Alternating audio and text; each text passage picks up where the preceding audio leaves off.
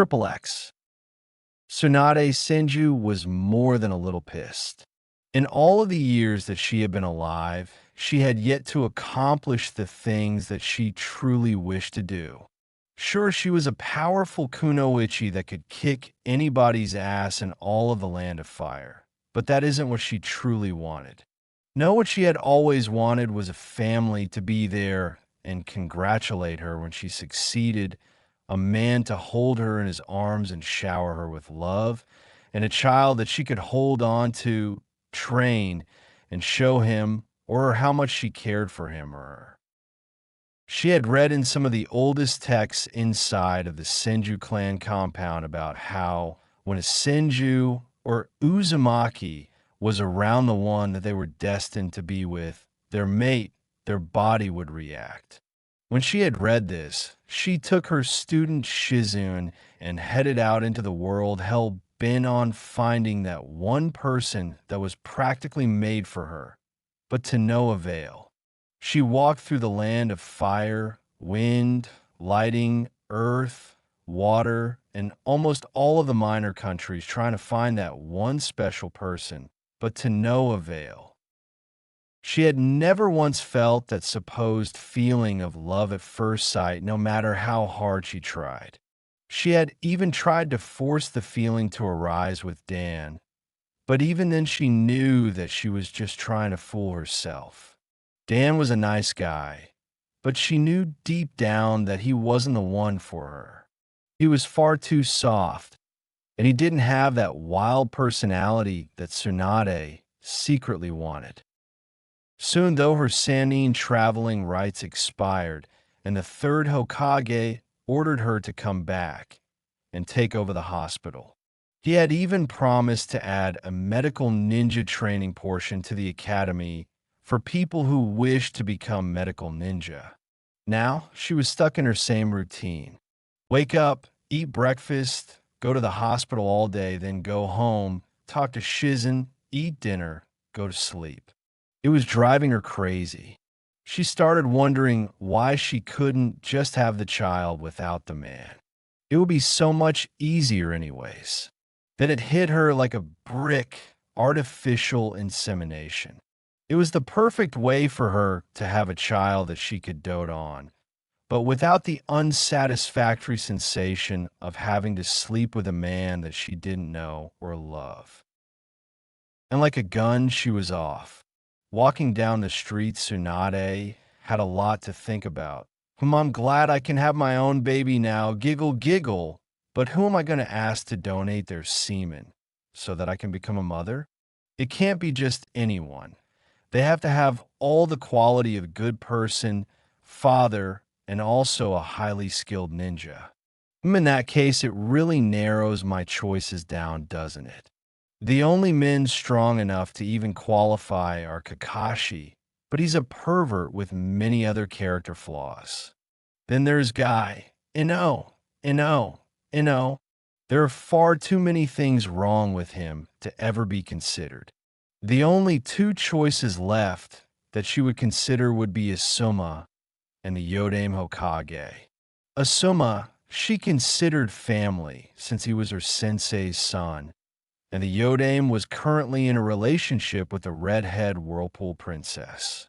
Sighing in defeat, Tsunade decided she couldn't find someone to be the father of her children on an empty stomach, so ducking inside a local ramen stand to grab a bite to eat when his search came to an end.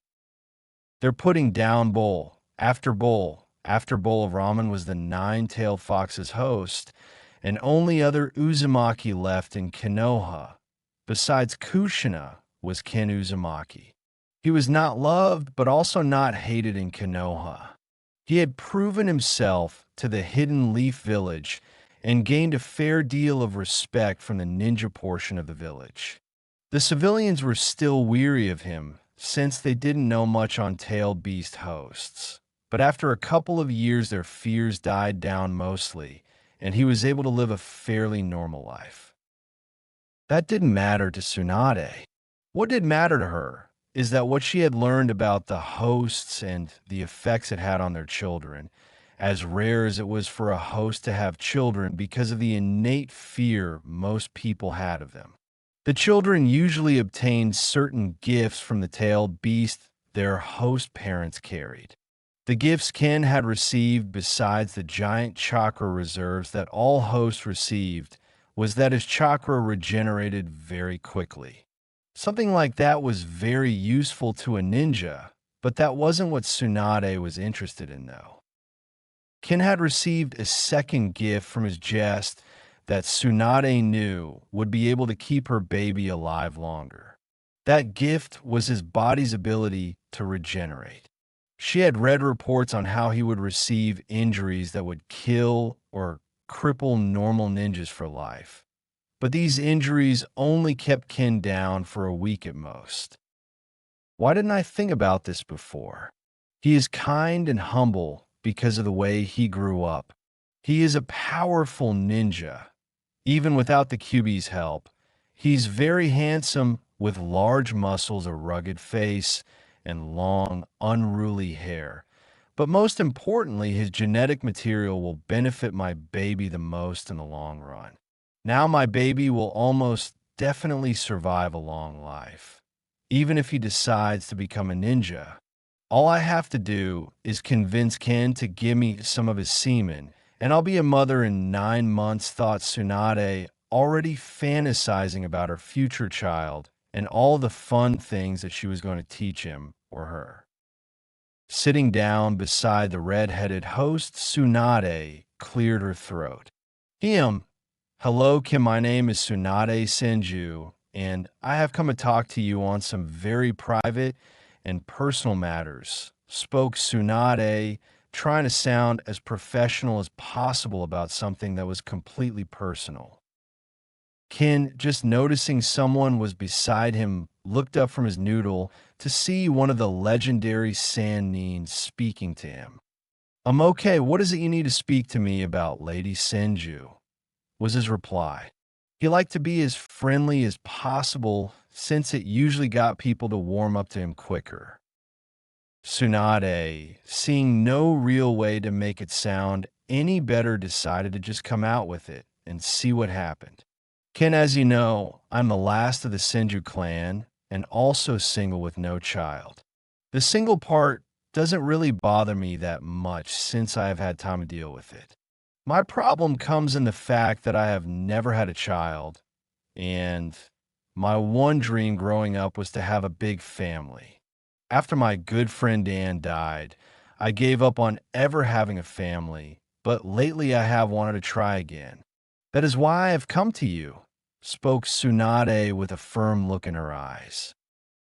Now, Kim may not have been the brightest bulb in the pack, but to any man that sounded like a confession. Responding as quickly as he could, Ken tried to find out what she meant. Well, I hope you do have a family, since I too have also wanted to start a family. But with all the missions I take, I doubt I will ever get the chance anytime soon. After that, Ken looked a little down. He knew that it would be hard to find a woman to love him and to also bear his children. Tsunade noticed the downcast look and knew she had him just where she wanted him. Well, I believe we could find a way to help each other out then with our mutual family problem, spoke Tsunade with more pep in her step. She knew that she was going to get what she wanted without a doubt. Ken, looking up and wondering where this conversation was going, asked, and how are we going to do that? Ken was starting to think that the Tsunade Senju, the woman that every man fantasized about, was going to ask him to have a one-night stand with him. Tsunade smiled and then replied, have you ever heard of artificial insemination? It wasn't something that she personally liked since it was sort of like the twisted experiments that her old teammate did, but she also knew that it was natural in a way, so she got over it.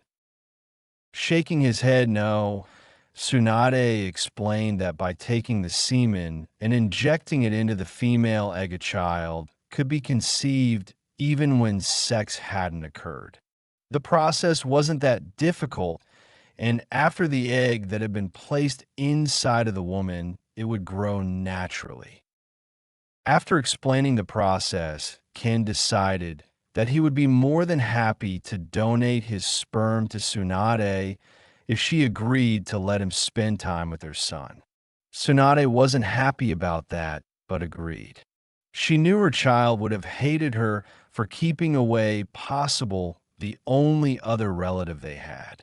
After they got done eating, they made their way to the hospital where she could implant Ken's seed into herself.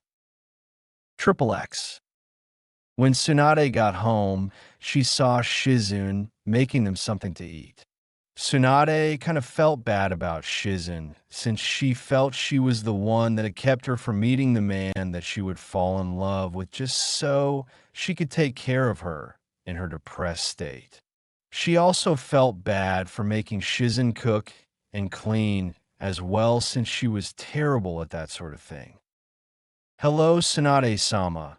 Where have you been? It is getting dark," spoke Shizun as she looked behind her to see her absolutely glowing teacher and friend.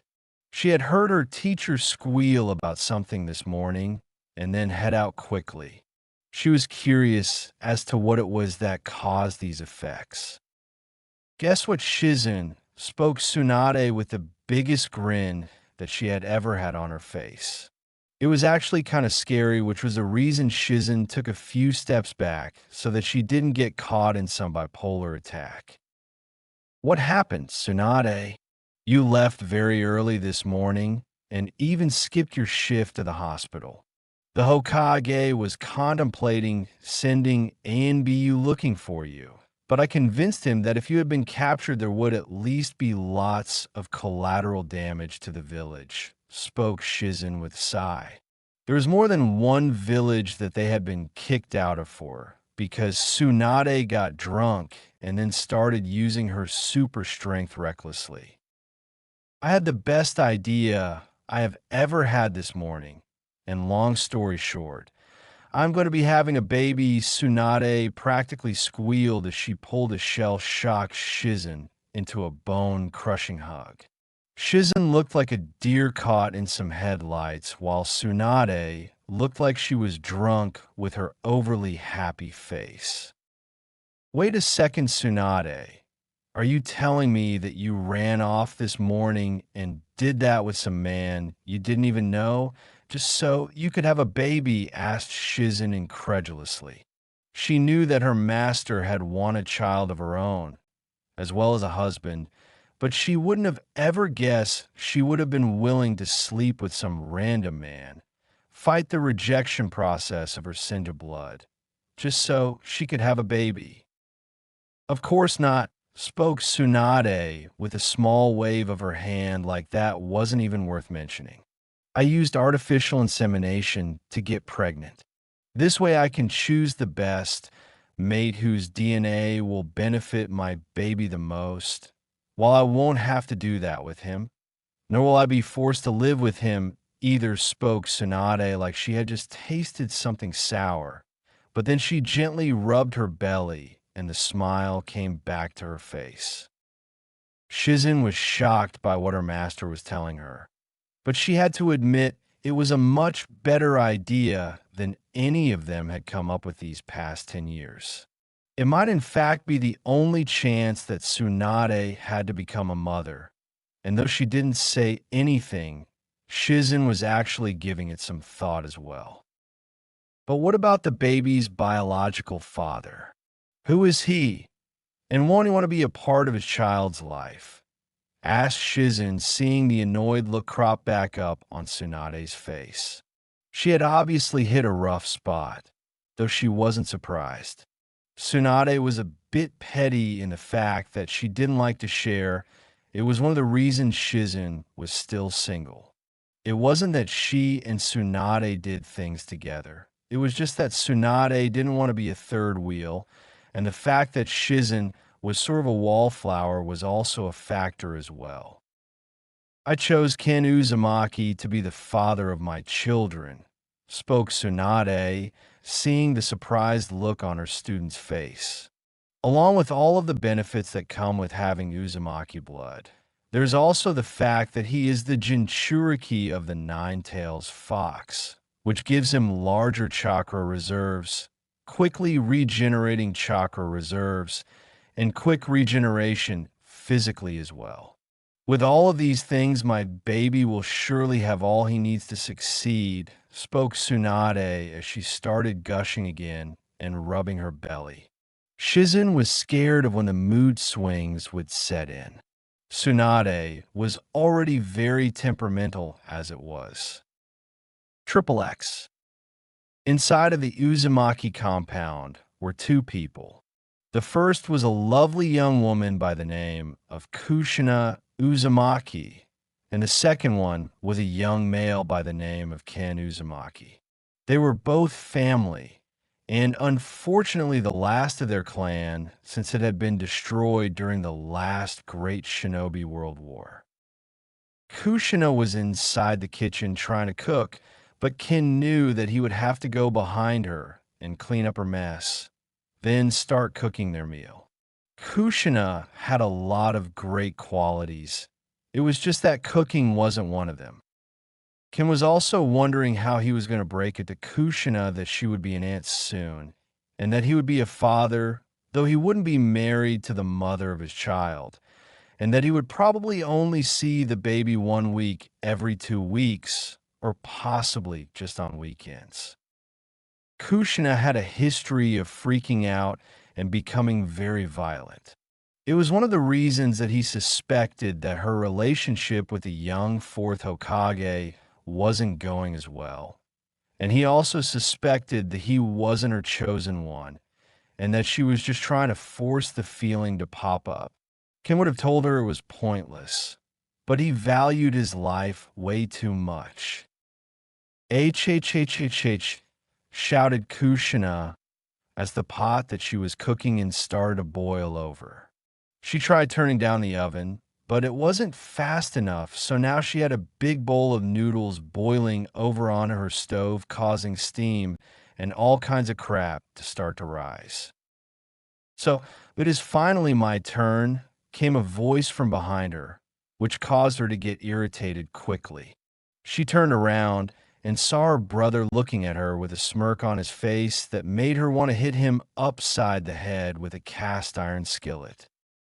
You know, it isn't very manly for a man to be a good cook, spoke Kushina in a childish voice that bellowed how jealous she was that her brother could cook like a pro, but she would probably end up dead if she lived alone, if it wasn't for takeout.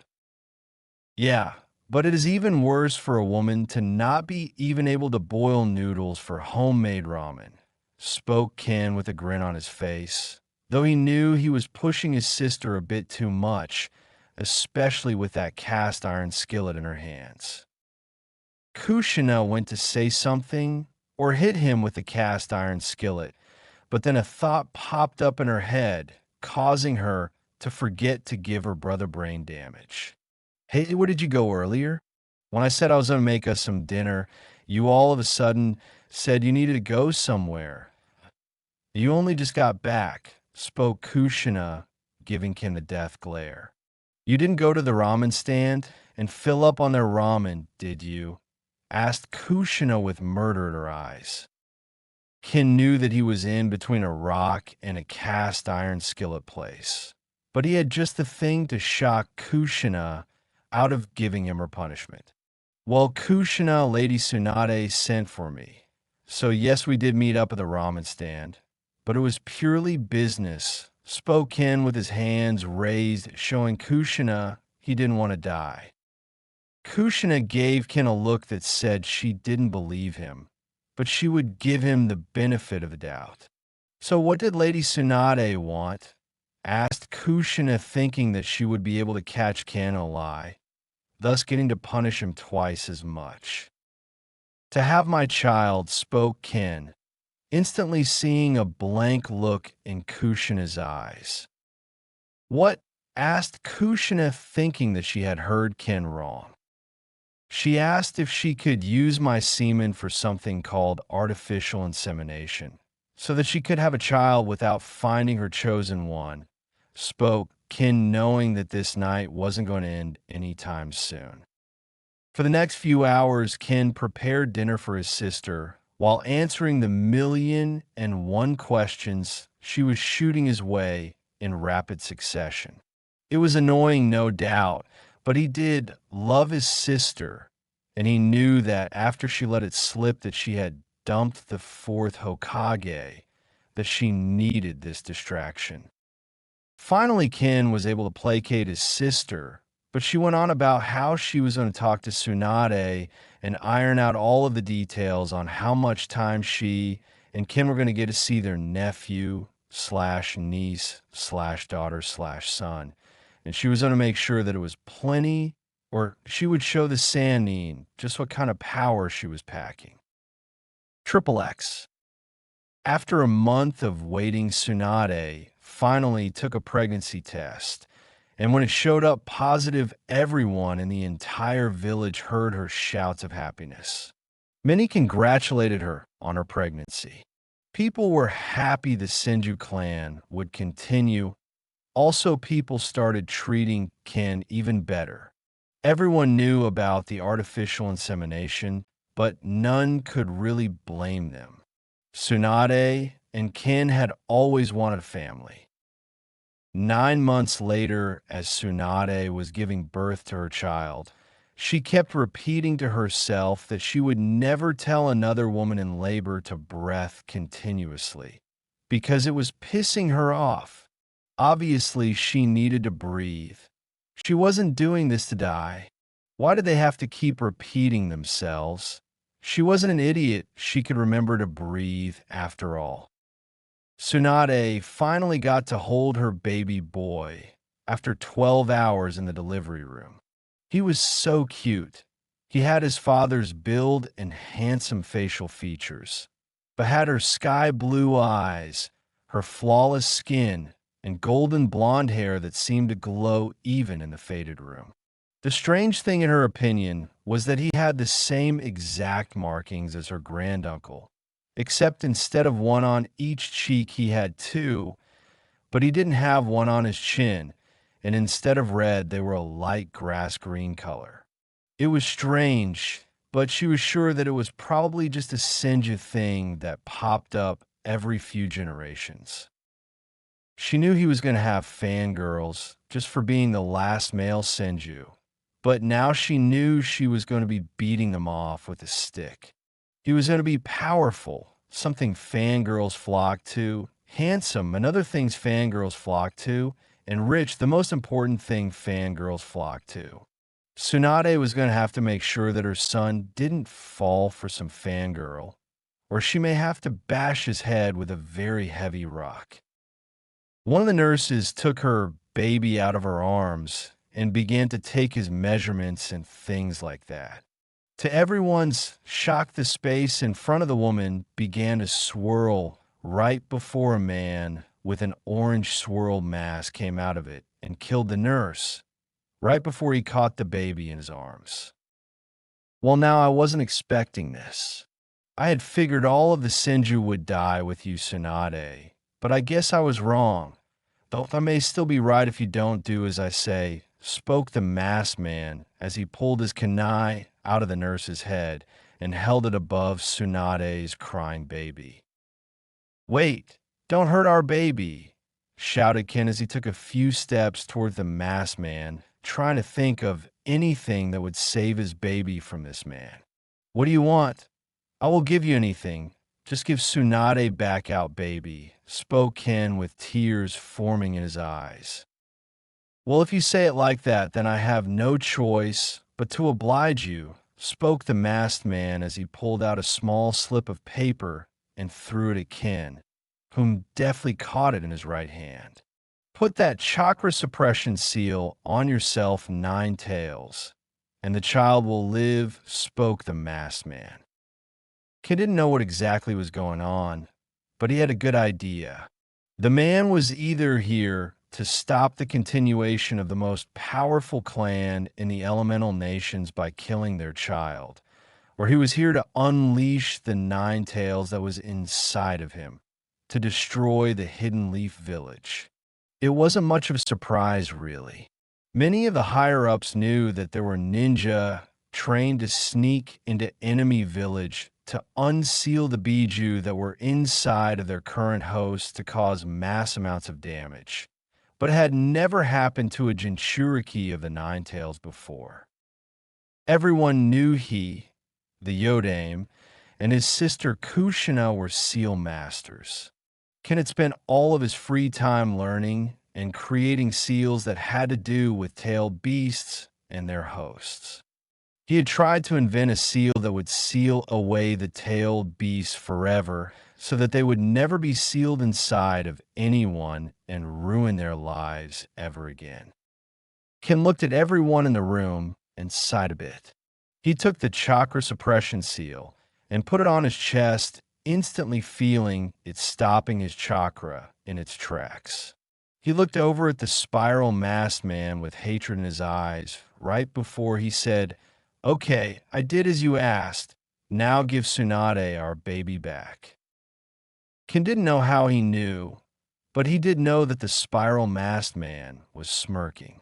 Ken's heart did sink when the man tossed the bundle that had his newborn son inside of up into the air. But when he turned around to watch the bundle fly through the air, a hand grabbed him and pulled him into some kind of twisting spiral before he was able to try and save his son. Naruto shouted Tsunade, but she was strapped to her bed because the nurses were scared she would use her super strength on them. But luckily, golden chakra chains came out of nowhere and wrapped around her baby before placing it on Tsunade's lap. Tsunade didn't need to look back because only one person had the ability to create golden chakra chains. After checking over her baby to make sure he was fine, she started shouting at everyone. "What are you all still doing here? Go tell the Hokage what has happened, and that he should prepare for an attack by an unknown assailant." And the Nine Tails shouted Tsunade, looking around at the people in the room like they were idiots. Triple X. Inside of one of the forests that surrounded Kanehagakure, a large puff of smoke appeared right before a giant nine-tailed fox came out with evil red eyes. Soon these eyes took on the shape of the Sharingan, and the masked man grinned behind his mask like a crazy person. "Kyubi, you obey me now. Go forth and destroy this pathetic village. Soon you and the rest of your kind will become whole once more, and this world shall be mine," spoke the spiral masked man with a grin on his face. He watched with glee as the fox did as he ordered it to, and began to run in the direction of Konoha. As Ken lay in the grass, he looked over at the giant nine-tailed fox rushing towards his home with one thing on its mind. He couldn't let it destroy the village. There was no telling what would happen to his son and Tsunade if they didn't have the village to protect them from the other villages. They would be taken and possibly used to create a new Senju clan in whatever village was able to get a hold of them. Instantly, he channeled chakra through his body, and dark red chakra chains shot out of his body and began trying to restrain the Nine Tails. Ken could only hope that the Hokage was getting rid of the masked man, because he couldn't restrain he Nine Tails and the masked man at the same time. The fourth Hokage, Minato Namikaze, just got done defeating the masked man and saw the Nine Tails trying to break free from dark red chakra chains. Minato knew who made those chakra chains and quickly began running in the direction they originated from until he came upon Senju-Uzumaki, who was drawing a giant seal out of his own blood. "Ken, are you all right? What is going on? How did the Nine Tails escape the seal?" asked the fourth Hokage, not understanding what was going on. He was happy to see golden chakra chains starting to wrap around the Nine Tails, but he also felt a pang in his heart. "That masked man forced the Nine Tails out of me. and I'm trying to draw an advanced seal that will seal the nine tails inside of the Shinigami, but even though it will only last for a limited amount of time. The nine tails will eventually free itself, but at least nobody will have to suffer the life of a Jinchuriki for a long time, spoke Ken as he continued to draw the intricate seal that he had invented. It was based off another seal that the Uzumaki clan had invented that summoned the death god, but this one had a different purpose. "Do you need any help?" asked the fourth Hokage. "Yeah, push as much chakra as you can into the seal. I'll do the rest," spoke Ken as he whipped some sweat from his brow. "Ugh," spoke Minato. So Minato pushed as much chakra into the seal as he could. Then the death god appeared after the nine tails, and finally took both of Minato's and Ken's lives as payment for holding the Kyuubi for 100 years. Ken tried to say only his life was up for sale, but Minato cut him off. "It's for the good of Konoha, and I'm the Hokage, so it's my job to protect this village even at the cost of my own life." After telling his guards that the third is Hokage again and to tell him everything that happened, the death god finally took his payment and took both of their souls for all eternity. After everything was said and done, the village was safe once more. Tsunade wasn't in any shape to help the injured, nor was she going to let her little Naruto out of her arms after what just happened. So Shizen took her place and started healing everyone she could. Tsunade was let out of the hospital a couple of days later with baby Naruto. On her way to the Senju compound, she ran into Kushina. She was looking awful after the death of her brother and her close friend, the fourth Hokage, but she put on that fake smile as she walked up to them. "Hello, Tsunade, how is Naruto-kun?" shouted Kushina as she walked up to them and looked into the bundle that was closely nuzzled against Tsunade's giant rack. She started making baby noises at her new nephew that her brother had at least been able to meet before he died. "He's fine, just on our way to the Senju compound to put him to bed," replied Tsunade as she watched Kushina make a fool out of herself. She still couldn't understand why people wanted to make those silly sounds and facial features when they looked at babies, but she couldn't say anything since she had been doing it ever since little Naruto had been born. "So, do you think I can come over sometime and see my nephew?" asked Kushina with shy look on her face. She would see her nephew, even if she had to beat Tsunade over the head to do it. But the least she could do was ask first. Tsunade thought about it. "I did promise Kenny could spend time with Naruto, and since he has passed on, I guess Kushina can take his place in the deal," thought Tsunade as she looked over at Kushina. "Sure, why not? But you have to help take care of him from time to time," spoke Tsunade, liking the idea of having someone else to keep her Naruto protected in case some other village tried to kidnap him. "Okay, sounds good."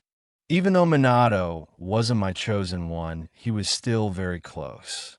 So now I have a cute little boy to keep my mind clear of all those depressing thoughts, spoke Kushina as she gently took Naruto from Tsunade's reluctant arms and started to play with him as they walked over to their new home.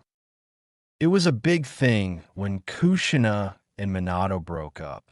It wasn't that they weren't happy. It was just that Kushina wanted to save herself for her chosen one, since the Uzumaki were just like the Senju in that regard. So after a little talking and getting to know one another, Tsunade agreed to let Kushina live with her in the Senju compound. Kushina promised to teach Naruto the Uzumaki arts, such as Kenjutsu, Fuinjutsu, Barrier Ninjutsu, and water-style techniques. The Uzumakis were famous for their skills in the ninja arts, as well as medical ninjutsu. But even Kushina was no match for Tsunade in that area. Tsunade already knew what she wanted to teach Naruto when he got a little older. First of all, chakra control. She hoped he got her naturally perfect chakra control. Then medical ninjutsu. And finally, her signature super strength technique, if possible. Though she did want to teach him her strength of 100 seal as well, as that would assuredly keep him from dying. She also had an ulterior motive for letting Kushina stay with her. She knew Jiraiya would come up with any excuse to stay at her house and try and spy on her while she bathed was changing. This way there wasn't anything he could teach baby Naruto that they couldn't teach him.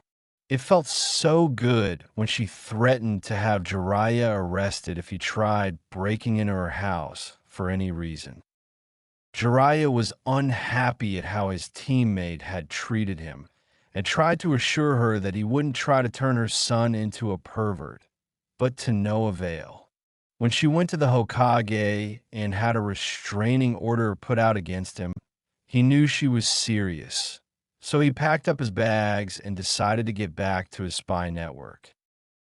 When people saw Naruto with Tsunade, Shizune, or much more rarely Kushina, they saw the way his hair seemed to shine and how his eyes were the perfect shade of sky blue. So they began calling him the son of the Senju clan.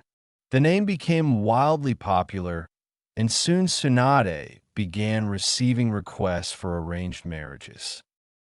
Don't they have anything better to do than try and sell their daughters off to my newborn son? Tsunade yelled as she shifted through a rather large stack of mail, mostly about Naruto. Shizune and Kushina could only laugh at Tsunade's plight. It wasn't often that daimyo were sending marriage requests to people who were not royalty, but then again the Senju clan was like royalty inside of the Land of Fire, and was actually a recognized name in the government. So maybe it wasn't so crazy. For all they knew, daimyo were sending marriage requests for Tsunade when she was young, and her parents simply destroyed them without her knowing. Tsunade was worried. The more popular Naruto became, the more other nations would take notice of him if they hadn't already. She feared some crazed IWA ninja was going to try and assassinate him, or a Kimo shinobi would try and kidnap him and turn him into a breeding factory, or even a crazed Kiri ninja would try to kill him thinking he may be a bloodline user like her grandfather with his would release Kekkei Genkai.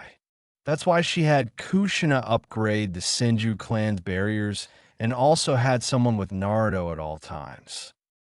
5 years later, baby Naruto was running through the Senju compound at high speeds with an excited look on his face.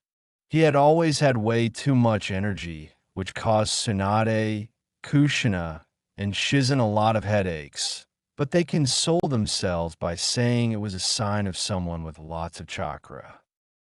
Shizen-ichan, guess what? Kaizen said that today was the day she would start teaching me how to be a really strong ninja like you and Kaizen. And Kushina-ichan spoke Naruto with his overly excited childish voice. He couldn't wait to start learning how to be a powerful ninja like his mother, and it was driving him crazy not starting immediately. Looking down, Shizune saw her favorite little brother. He had grown much in his 5 short years of life. He was now about 3 foot 10 inches tall. He was fairly tall for a joy his age and about 50 pounds. His eyes still shined with pure happiness, and just looking into those eyes made her smile. Running her fingers through his chin-length hair that was still as bright as the day he was born, Shizen said, "Well, if she's going to teach you, then so am I." Naruto was about to explode when he heard Kushina come from behind him and say, "Then that makes 3 of us." Triple X. Outside in the training ground, Tsunade was standing there ready to starting teaching her son about how to be a ninja when she saw him and his two Nichins coming out of the house. She sighed a bit, knowing that they were going to want to teach him as well. Kaizen shouted Naruto as he ran at his mother, then jumped up into her arms. Tsunade smiled as her son hugged her and nestled his face in between her large breasts. He had always seemed to like them. Typical male, she would say in her head, then laugh, confusing Naruto. I can already guess what happened. But Nara-chan, I think we'll need to talk a bit about the basics before we start teaching you anything important, spoke Tsunade as she pried her son off of her and then sat him down on the side of a fallen tree so that he would be comfortable while they explained the basics to him. Nara-chan, your body is still too young and is still developing, so we can't do any strenuous physical activities or it will stunt your growth, and there will be no if, ands, or but about it, young man, spoke Tsunade, seeing her son about to complain. He wanted to learn how to be a ninja, but he didn't want to wait, which was his fatal flaw right now. We will be teaching you things like chakra control, medical ninjutsu, shuriken jutsu, and things like that which are not a threat to your development. But don't worry, I promise you will love it, spoke Shizen with a smile on her face. She saw the deflated look on Naruto's face and thought he looked so cute. What about elemental ninjutsu or jinjutsu? Spoke Naruto, wanting to learn those two things most of all, but he saw the way his family was looking, which gave him a sad feeling. It takes years to learn things like that, and if you don't have nearly perfect chakra control, you won't be able to use Jinjutsu anyways. Basically, what I'm saying, Naruto, is that what we're teaching you is the basics, well, not medical ninjutsu. But the rest is, once you have mastered the basics, you will find that learning other things is much easier. So, actually, by doing this, you will learn the things that you want much faster, spoke Kushina with a smile on her face. It wasn't a lie. If he did have perfect chakra control, then learning how to convert said chakra into elemental chakra would be much easier. But he obviously had large chakra reserves, and they were still growing. So learning to control, it would be an ongoing challenge, unless he had Tsunade's naturally perfect chakra control. Okay, shouted Naruto as he pumped his fist, getting ready to learn how to be a really cool ninja.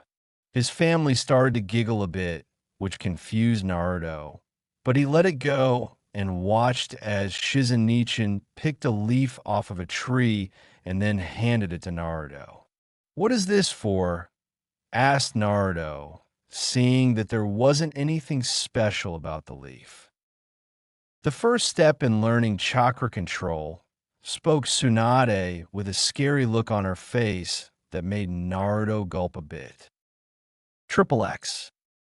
After a long day of training, Naruto had gone up to his room and had fallen asleep almost as soon as his head had hit the pillow. He had learned so many new and interesting things today that it had amazed his young mind, and he found that his mother and sister's constant praises of his abilities to be a great added bonus.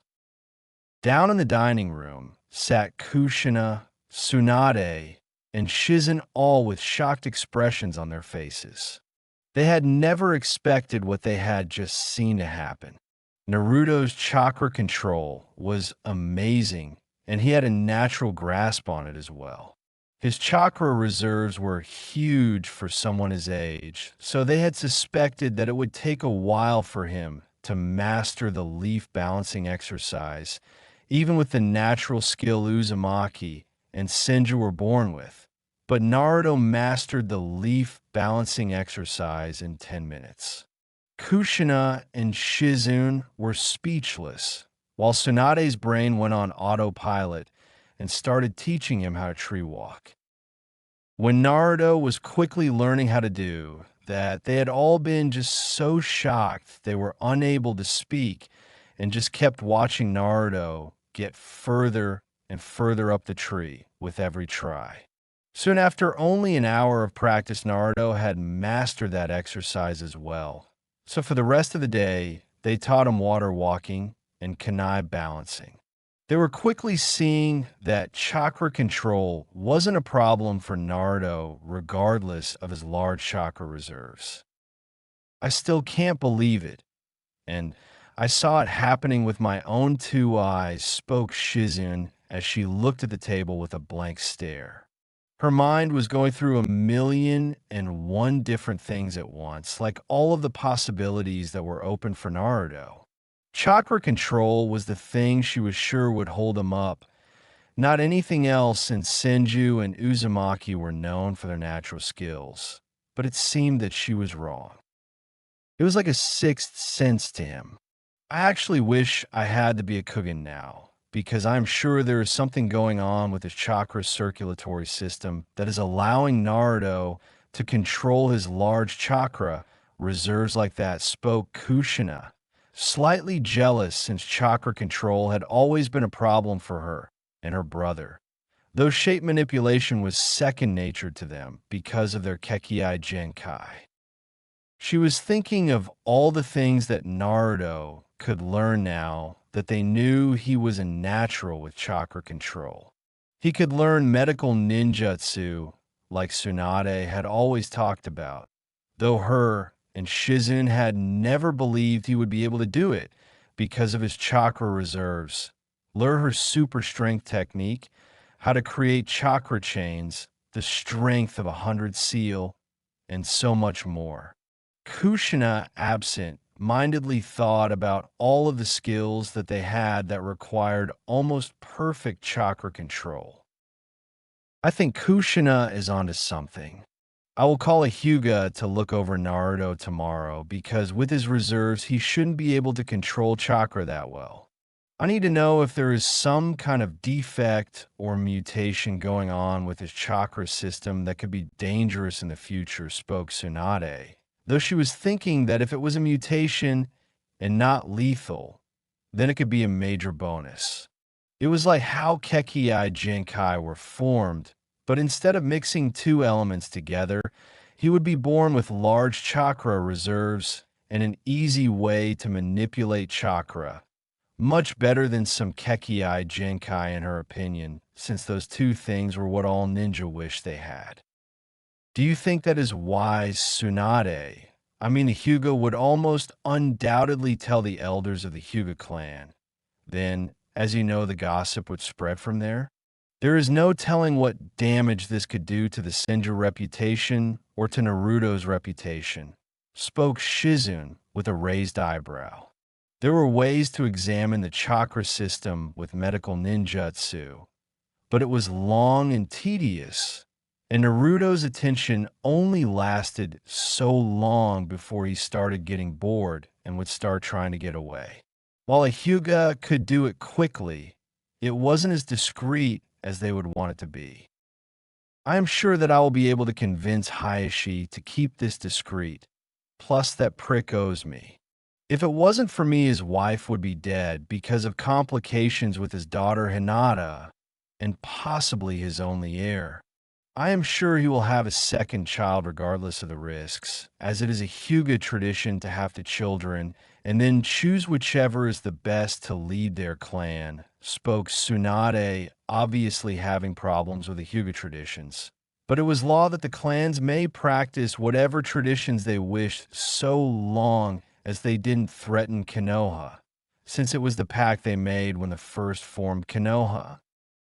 Well, I guess if you put it that way, then it should be fine. I just hope that there isn't anything wrong with little Naruto, spoke Shizun, as she took a sip of tea thinking about how devastated she would be if her little Naruto was sick or injured. I bet he has some super cool power that lets him manipulate chakra super easy.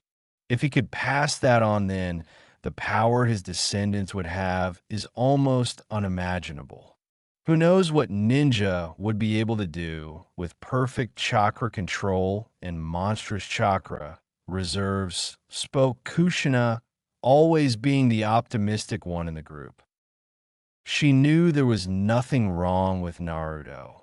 Everything in his family pointed towards a perfectly healthy, yet extraordinary child with endless potential.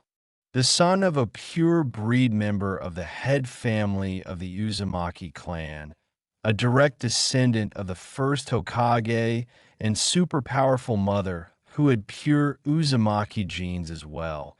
And of course, whatever fact the Nine Tails would play, as it obviously would being sealed inside of Naruto's father. All right, it is settled then. I will call Hayashi over tomorrow so that he can look over Naruto, and if there is nothing wrong, then all will be good. If there is something odd, then we will have to tackle that in the morning. Right now, I'm so mentally exhausted that I just want to all asleep, spoke Tsunade, thankful for having Kushina and Shizen to talk to. She would never be unhappy so long as she had Naruto, but it was nice having some more adult conversation than the one she had with her 5-year-old son. She, Shizun, and Kushina all went to bed after that with thoughts of tomorrow on their minds. Triple X. Naruto was practically jumping out of his skin as he ran out onto the training ground with his mother and two Nichins. They had taught him how to levitate a leaf over his head, though that wasn't all that great, and walk up trees like he did the ground. That was awesome. And how to walk on water, which was amazing. Now he could go fishing anywhere he wanted. He did notice that they looked like they were waiting on something, though, which was a bit annoying for a 5-year-old who wanted to learn something new like he had the other day. Don't worry, Nara-chan. Once Hayashi looks over you, we can begin training, I promise, spoke Tsunade as she looked down at her son who looked like he was about to explode. She was thinking about testing for ADHD, since he never seemed to be able to slow down, but she just figured it was another side effect of all that chakra he had that was just waiting to be burned into fuel for Naruto. Hayashi Hyuga had very long, brown hair and featureless white eyes like all members of his clan. He was wearing very traditional, loose-fitting robes with a long-sleeved, brown haori. Naruto thought that he looked like a girl, but his mother had taught him that saying things like that got him a timeout, so he kept his mouth shut. He had received a message from Tsunade that she wanted him to examine her son using his Byakugan to make sure there wasn't anything wrong with his chakra circulatory system, which he found odd. Usually he would have sent a branch member to do such a menial task, as a clan head shouldn't have to subjugated to such petty work, but Tsunade had reminded him that it was she who had saved his wife and child, and probably would have to do so again in the future if he continued to follow his clan's outdated and stupid tradition, as Tsunade had called them. So he had agreed to do it himself. It had nothing to do with the fact that she said she would also be the person who made sure he never had another kid again using her monstrous strength if he refused. So he sucked it up and did as he was asked to do. When he made it to the Senju compound, Tsunade's assistant was there to greet before she led him to the back of the large compound, where Tsunade Senju, Kushina Uzumaki, and Naruto Uzumaki Senju were waiting for him. He just wanted to get this over, as he had other things to do besides do tricks with his eyes for these people. "Who is that guy?" asked Naruto, pointing towards Hayashi with an innocent look on his face that made all of the women present just gush at his innocence. "That Naruto-chan is Hayashi Hyuga, clan head of the Hyuga clan, and he is here because he agreed to help me to see if there is something physical that made it so easy for you to learn chakra control the other day," spoke Tsunade with a sweet voice, though the part about chakra control got Hayashi's attention, as that was basically the most important part of their clan's techniques. Maybe he would be able to learn something that would help them get stronger after all. I thought you were the best medical ninja in the world. So why would you this man mama? Spoke Naruto with a finger in his mouth and his big blue eyes looking up at her like a little puppy dog. Tsunade had found the ultimate weapon. There was nothing in this world that could deny that face. Well, you see, Naruto-chan, I am the best medical ninja in the world, but it is still very difficult for me to examine the chakra system since it is so complex. And with your short attention span, I figure having a Hyuga with the Byakugan look over you would be a much better solution to our current dilemma, spoke Tsunade, though she did have to explain to Naruto about the Hyuga clan and their famous dojutsu, the Byakugan. To say Naruto was amazed would be an understatement. Yes, while this is all fun and whatnot, can we please move on? I have other things to do today, spoke Hayashi as he walked up to Naruto and then looked down on him. Byakugan thought Hayashi as he looked down on Naruto and started to examine him. He let out a gasp in surprise, shocking all present at the reaction the head of the Hyuga family had. When he deactivated his Byakugan, he knew that they would all want an in-depth explanation as to what he saw. What was it? Is there anything wrong with my baby? Asked Tsunade as she slowly approached Hayashi. Hayashi knew that he better start talking quick or Tsunade was going to start throwing him around, trying to shake the answers out of him. He has 3 chakra pathways and 6 times the number of Tenketsu points inside of his body, spoke Hayashi, getting surprised looks from everyone around him. Though he couldn't blame them, this was amazing to say the least. Explain, spoke Kushina, being the less educated in the medical arts out of the 3 girls, though that wasn't to say that she didn't know what was going on entirely. As you know, there's a path in which all chakra flows, and the Tenketsu are like places that manipulate chakra and allow us to better control our chakra. Naruto has 3 of these paths coming from his core that spread out through his body in a much more complex web than other people's chakra network. He also has 6 times the number of Tenketsu points, which is why he has such great chakra control. He is genetically superior to others, is the best way I can describe it, spoke Hayashi, thinking about what he had seen. He could only guess that the Senju-Uzumaki genes had somehow mutated due to the Nine Tails influence, and this was the result. He wished greatly that all Hyuga had this type of chakra system in them. Learning and advancing the gentle fist would be so much easier this way. After that, Hayashi and Tsunade, along with the other girls, continued to discuss what had happened until Hayashi left, though even then the girls continued to talk about what had happened. Naruto quickly got bored and started to play on top of a large pond out behind their house, watching as fish swam up to the top of the water to eat the worms and bugs that he was throwing to them that he had found earlier. What should we do, Tsunade? If what Hayashi said is correct, then chakra control should be a breeze for him. And with Kushina's chakra materialization, bloodline, limit shape manipulation should be a breeze as well, spoke Shizen, just trying to imagine a way for Naruto to train that wasn't exceedingly easy for him.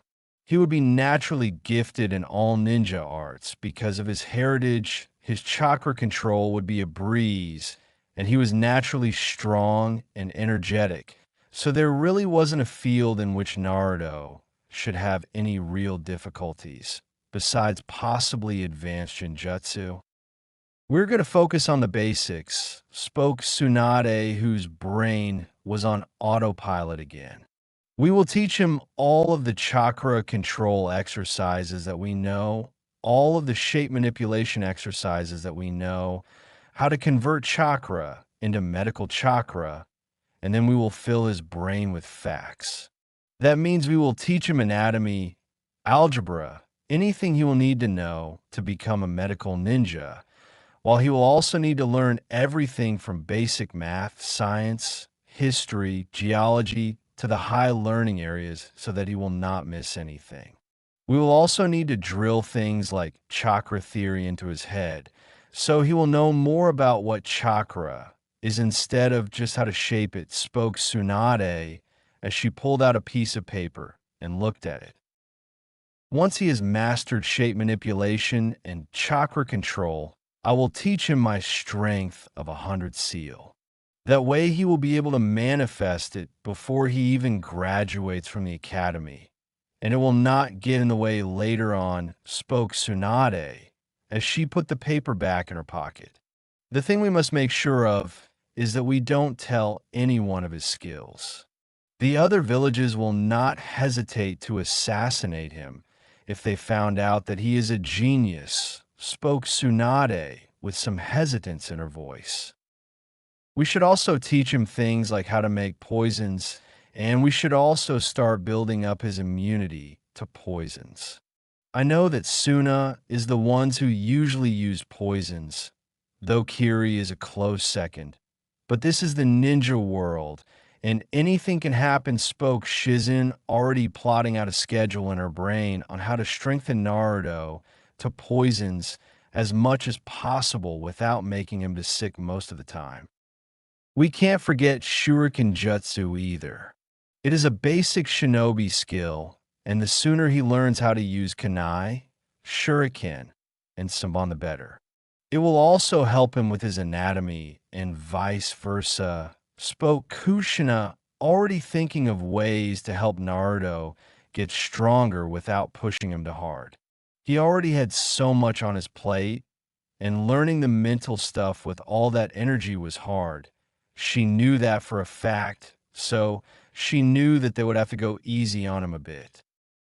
All right, we all know what we need to do, and since Shuriken Jutsu will help Naruto physically without putting too much strain on his body, we can begin teaching him that as soon as possible as well. Shizun, you had better use only the weakest of poisons on Naruto until he has a good immunity, or else, and I will stick with his chakra control and shape manipulation. The rest of the stuff we will alternate doing, as he will probably end up hating whoever it is that will be forced to teach him all of that by themselves, spoke Tsunade, knowing how being still was the last thing that Naruto would ever have on his mind. Even as a small baby, his legs never stopped kicking and his arms never stopped flailing around. Yes, ma'am, spoke Shizun as she gave a salute to Tsunade with a grin on her face. You can count on us, spoke Kushina as she mimicked Shizun with a grin of her own. Why do I keep you two around? Spoke Tsunade with a sigh as she face-palmed herself. Triple X. Naruto had been playing keep away from the fish. He would feed them some bread or worms that he had found, and then run away as the fish were eating to the other side of the pond. It wouldn't take long for splashing to start happening, and then moment under the water to start coming in his direction. It was a lot of fun, and Naruto was sure that he could catch his own fish if he was fast enough. But he found playing with the fish much more fun than killing and eating them. There your Naruto came from behind Naruto. He looked back and saw his mother and two sister figures looking at him from the bank, which caused him to smile. Are you guys all done talking? Asked Naruto with a happy tone. Finally, they would start teaching him something cool like they had yesterday. He knew that something weird had happened by the way they had reacted, but his short attention hadn't allowed him to ponder that avenue and went straight to something else that was more fun. Yes, Naruto, we're done gossiping about you. So hurry up and come over here so we can start your training, spoke Kushina with a smile on her face.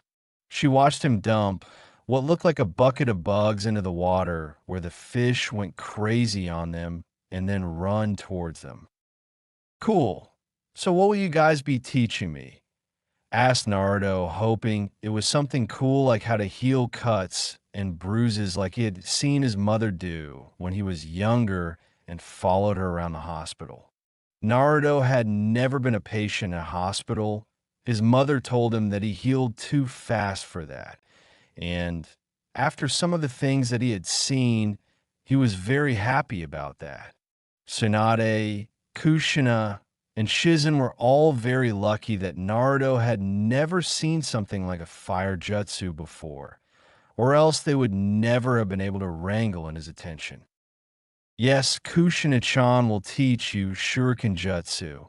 Shizen-chan will teach you about poisons, and I will keep teaching you chakra control as well as shape manipulation. We're also going to have to start improving you educations, spoke Tsunade, seeing how happy Naruto was until that last bit. Naruto hated to sit down and learn, but Tsunade had an idea on how to fix that.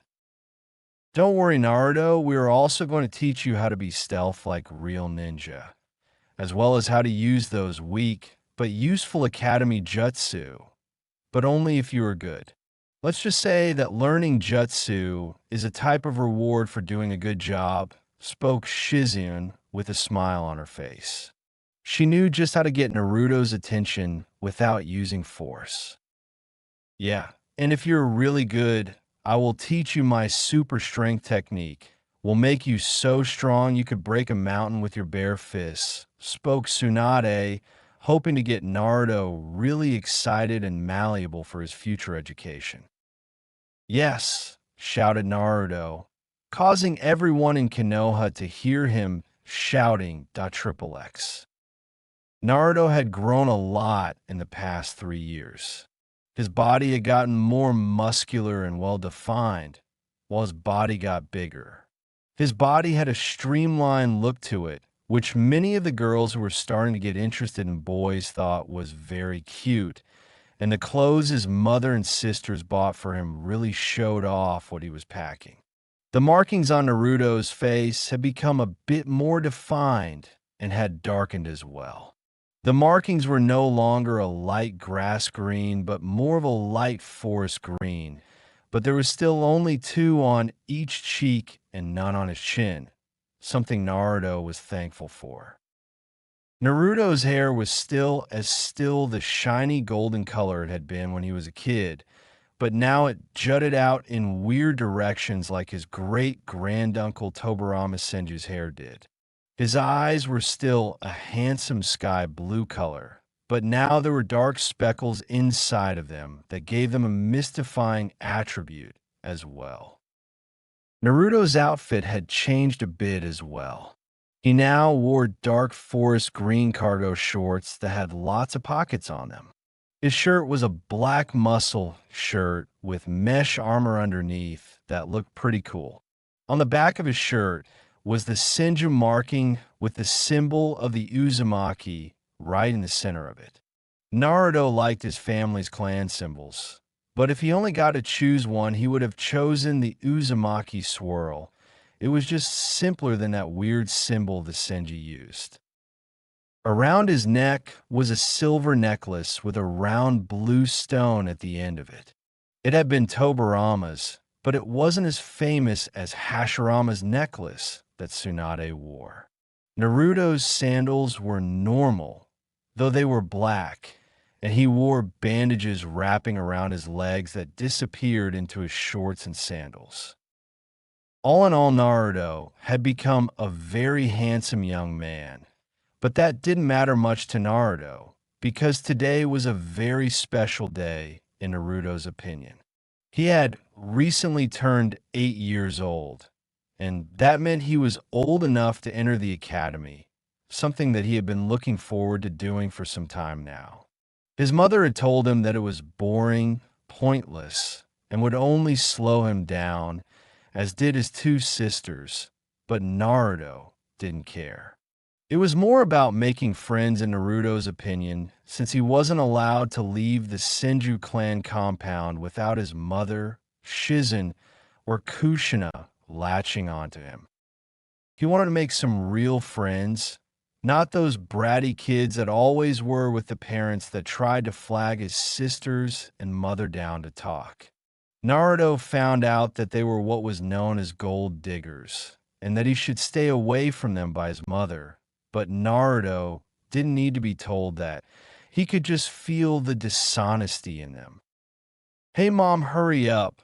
We're going to be late," shouted Naruto as he walked down the wooden hallways of the Senju clan compound looking for his mother.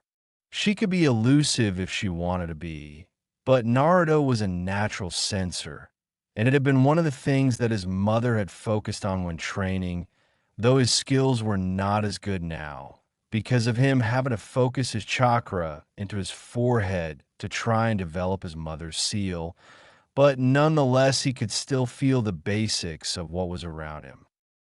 "Since when did you start rushing me, young man?" came a voice from around the corner. Her voice wasn't angry or anything like that, and it even had some playfulness in it, but Naruto had seen what his mother was capable of when he was younger. While they were out in the market, some weird guy had tried to hit on her, and she punched him through a wall. After that, Naruto knew that his mother was truly a woman to be feared. When Naruto turned the corner, he saw his mother all dressed up in her favorite green outfit that showed the world how much she used to gamble. Naruto wanted a sign knowing his mother's antics, but he was happy that she had given up gambling, especially after Shizen told him about how terrible she was at it and how they had been chased out of more than one country for her bad habits. Naruto knew now that he would have to fix the damage his mother had caused both to their reputation and financially, but they were ninja, so he didn't have to do it all the mundane way. "Hey mom, you look really beautiful," spoke Naruto with a big smile on his face. When Tsunade had turned around and saw her baby boy, her heart lightened a bit. She loved that boy more than anything else in this world, and thanked God every day for giving her the idea to get the artificial insemination done. She had no idea what her life would be like if she hadn't done such a thing. "Why, thank you, Naruto. You're looking handsome yourself, trying to start picking up girls to help restore the Senju clan," spoke Tsunade with a grin on her face. It was so much fun watching Naruto start to blush and stutter when she brought up him repopulating the Senju clan. He was so innocent in her eyes, and she loved to mess with him for it. "Mom, don't embarrass me," spoke Naruto as his face started to turn red. He had been told when he had turned 8 years old that he would have to repopulate the Senju clan with his own genes when the time came. With all of the medical knowledge that he'd been pounded into him from such an early age, Naruto knew what that had meant, and honestly, it was more than a little shock to his system. The thought of having a harem was not a bad idea in Naruto's mind. Even though he was young, he still did have a healthy appreciating for the female body. But oddly enough, he had always found himself comparing other women to his mother, Kushina, and Shizen, and had almost always found that all women were inferior to them after doing so. Naruto wondered if he was one of those guys with a family complex, but he was young and soon forgot about it. There were also the benefits of having multiple women in his lives. They would never have to worry about a babysitter, since there was no way he could take them all out on dates at the same time. There was the fact that their relationship would never get boring because of how intricate it was. If the women were unique, they would bring that uniqueness into the clan, be in jutsu or techniques that they had invented, hair color, skills, etc., which would help future generations. "Oh, don't worry, Naruto, I won't embarrass you." I will just tell everyone we see how cute you were when you were still my little baby who loved to hold on to mommy's boobies, spoke Tsunade as she pulled Naruto into a big hug and smashed his face against her bust. She found it so cute how he would start to flush from embarrassment when she would do things like this now. Ever since he had been told he would have to restart the Senju clan, he had been much more reserved when it came to close intimate contact with women's lady parts. Tsunade loved to take advantage of that so much. Triple X. When Shizen walked into the room and saw a red-faced Naruto being hugged by Lady Tsunade, she already knew what was going on. But today just wasn't the day for all of that. They had to get to the academy soon, or Naruto would miss getting to see all of the other students talking and playing at the entrance of the academy. She knew that this was the time that most of the academy students made friends, and she wanted Naruto to make as many lifetime friends that he could. Lady Tsunade, please stop teasing Naruto and get moving. We don't want him to be late on his first day. Now do we spoke Shizen as she pulled Naruto out of Tsunade's hands. Naruto thought he was safe until Shizen leaned down and pulled Naruto into her double D breasts, basically smothering him. He needs to make friends his own age, not just us. Continued Shizen like what she was doing was different than what Tsunade had been doing. She saw the look of jealousy when she saw Tsunade's face and decided to stop messing with her. My Naruto doesn't need to go to the academy, and I don't see why you and Kushina think he does. He is plenty strong enough to graduate whenever he wants, and I think he should stay here in the Senju compound until he is old enough to graduate normally, so that I can keep training him like I've been for the last 3 years, spoke Tsunade as she crossed her arms underneath her impressive bust, causing it to jiggle. She didn't notice the look on Naruto's face when he saw this, much to Naruto's relief, and went on pouting like a small child who hadn't gotten her way. We know Naruto is strong, but he also needs to learn to communicate with people his own age. If we keep him locked up in here, then he will become unable to understand other people, and he definitely won't be able to make any friends. Worst of all, he won't be able to meet any girls to help revive the Senju clan. That is the main point after all, spoke Shizen, already knowing what this was really about.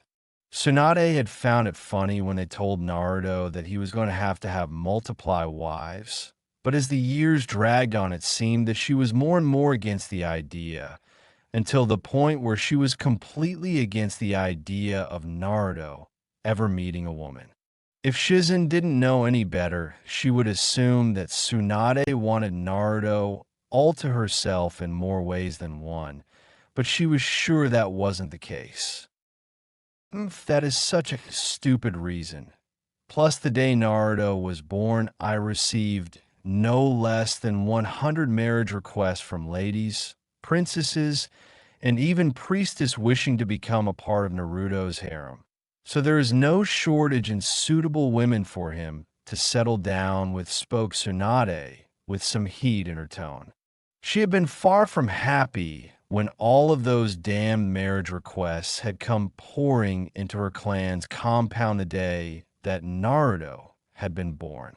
She had ripped them all up, as she wasn't about to give her baby away to any hussies, regardless of their noble births. Triple X. Kushina had heard all of the commotion and walked up to the door that it was all coming from to listen in. She knew what they were arguing about, and honestly, she didn't know why Tsunade kept on trying to resist the fact that Naruto was growing up. Even she had a hard time knowing that one day her little Naruto wouldn't be so little anymore, and that he wouldn't want to spend as much time with her as they had when she was teaching him how to become a cool ninja, like he always talked about. As she listened in, she got a great idea to mess with everyone in the room. So she slowly opened the door as to not be noticed by anyone and walked on in. When Tsunade started to talk about marriage and children, Kushina decided to let her presence be known. I completely agree with Tsunade. There are plenty of eligible candidates out there that would be perfect for Naruto, spoke Kushina with a devious grin on her face. Tsunade's eyes narrowed when she saw that grin and the tone in Kushina's voice, knowing of the Uzumaki's legendary prankster reputation. Naruto just sighed, knowing that the conversation had changed once again to something that didn't even matter right now. Shizun's eyes narrowed as well. But for some reason in her heart, she felt like this was a test, or maybe a beginning. She had always felt that the relationship they all felt with one another was slowly changing, and that this might be the reveling moment of something deeper that they had all ignored. Yes, you see, Shizun, there are plenty of women out there that would be able to give Naruchan strong ninja children, spoke Tsunade, keeping an eye on Kushina, whose grin only seemed to increase after every word she said. She could feel something that was going to get her all angry about to happen. Of course, and I'm here, aren't I? With me here, then we will never have to worry about Naruchan having strong children, because our children will always be the strongest, spoke Kushina as she pulled Naruto out of Shizun's embrace and in her own double E-cup breast that started to smother a red-faced Naruto. She loved that innocent look on his face, and in the back of her mind, she wanted to corrupt him into something even dirtier. What?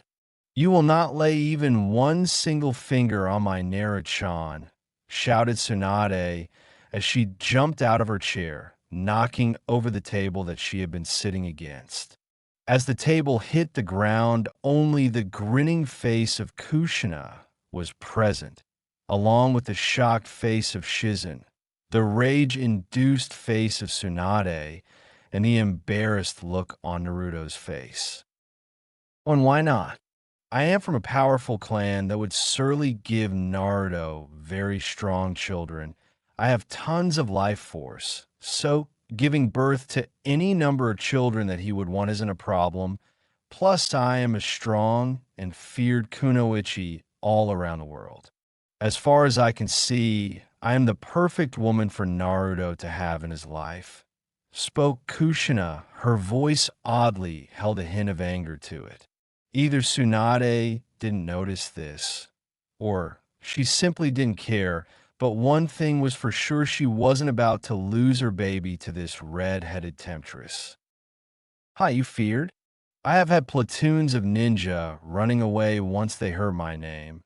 You're nothing but a second-rate kunoichi when compared to me, spoke Tsunade as she walked up to Kushina and shoved her larger bust into Kushina's large bust, causing the woman to give Tsunade an annoyed look. And I am much more endowed than you could ever hope to be, spoke Tsunade, knowing that usually ended all arguments that any woman had ever had with her. It seemed that bust sizes were like badges of honor to women that they showed off, but for some reason got mad when a man commented on them. Kushina was mad, no doubt about it, but she was clever as well. She knew how to get back at Tsunade for sure. While that is a bold statement there, Tsunade, it almost sounds like you were saying that the only woman good enough for Naruto is you, spoke Kushina with a grin on her face. It also sounds like you're getting jealous, even though you're his mother. What, do you have some kind of thing for your own son? Asked Kushina with a strained smile on her face as her hair started to flail around behind her, causing it to look like 9 red tails moving all about. Tsunade was shocked and angry all at the same time. Her face contorted into one of anger as a blood vessel bulged out on her forehead. It was taking all of her restraint not to knock Kushina out with one of her famous super punches, but she knew that resorting to violence would basically mean she was admitting defeat. Look at this. Never would have expected the supposed princess of the land of whirlpools and the last of the illustrious Uzumaki clan to have a thing for children. Maybe I should call the ANBU and have them arrest you for attempted pedophilia, spoke Tsunade, though the bulge was still visible on her forehead, and her face was still contorted into one of anger. Kushina's hair started to flail about even more than usual at such an insult, but the sickly sweet smile never left her face. Well, at least, but before Kushina could say anything, a red-faced Shizen cut across her, knowing that this wasn't going to end well for anyone if she let it continue like this. I want you two to know that Naruto went on ahead to the academy. He didn't want to be late, and he was having a hard time not passing out from having his face smothered by your large chest areas, spoke Shizen, knowing that this would snap them out of their pointless bickering very quickly, though that didn't mean she didn't want in on the argument as well. "What?" shouted Kushina and Tsunade as they turned around to look at Shizen with shocked looks on their faces. When they started to look around, they saw that it was true that Naruto wasn't in the room anymore, so he must have left without them. Triple X. The village was going through a rough time with the destruction that the nine-tailed fox caused and the shortages the Third Great Shinobi World War had caused as well. But even still, the people were happy. The children were running around laughing, and the businesses were booming. All in all, life in the Leaf was pretty good. Naruto had left his house knowing that his mom and his sisters could argue for hours on end, and he didn't want to be late for his first day. So he kind of ducked out when nobody was looking. It really wasn't that hard, since when his mom and sisters argued, they zoned in on the other person, and nothing short of the Hokage yelling at them could get them to stop until they were done arguing about whatever it is that they were arguing about. Naruto shook his head a bit when he thought about his mother and sisters fighting. They really knew how to fight amongst themselves, and on more than one occasion, he had to train himself while they argued about what was the best way to train him. It was kind of ironic, really. "Hey, look at the mutt," came a high-pitched voice that was obviously from a kid. "Shut up, he isn't a mutt, you jerk," came another voice from one of the alleyways that the first voice came from, though this one was a bit deeper than the other one. "He was talking about you, dog boy," came a sneering voice in the same area as the first two voices that sounded like he was trying to breathe through his nose while he talked. "I'll kick your butt," came that same voice which Naruto was starting to think was some kid on his own. "Huh, I would like to see you try," came a fourth voice from Bello. "Let's get this over with. I'm tired of messing with this first-year wannabe. So let's teach him a lesson and get back to the academy," came a voice that sounded older than the other ones before a course of agreements followed it. Down in the Allies.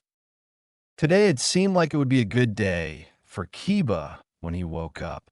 His sister didn't make fun of him, and his mother had made his favorite breakfast, which was basically a wide assortment of meats that he absolutely loved.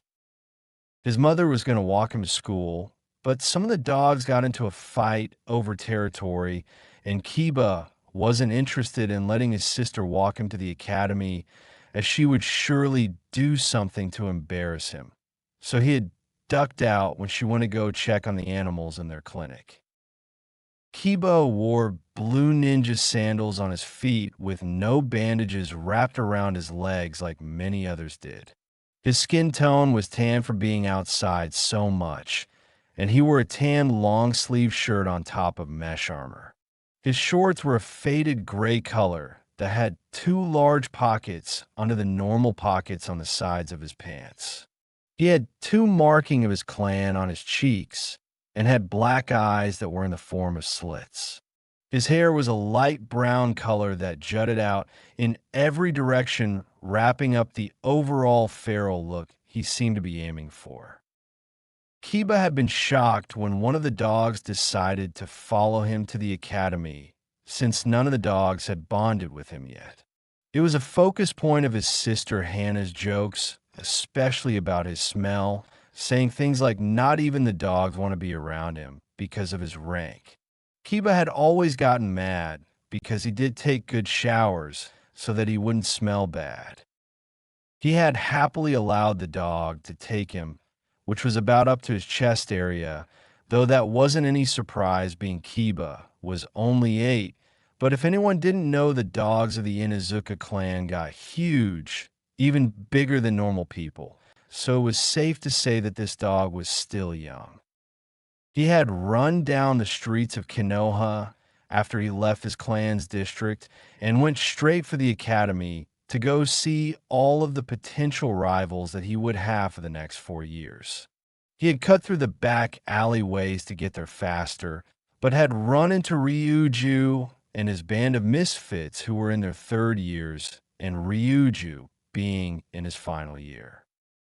Ryuju and his gang hadn't taken too kindly to Kiba running into them and had knocked him against the wall with the dog, being the only reason they hadn't advanced on him yet. There were 4 of them, and only Kiba, who had only just started his ninja training, and the young ninja dog that was acting as his guard, so he wasn't looking good right now. Well, if it isn't Kiba Inuzuka. I heard you were starting this year, but I never believed it.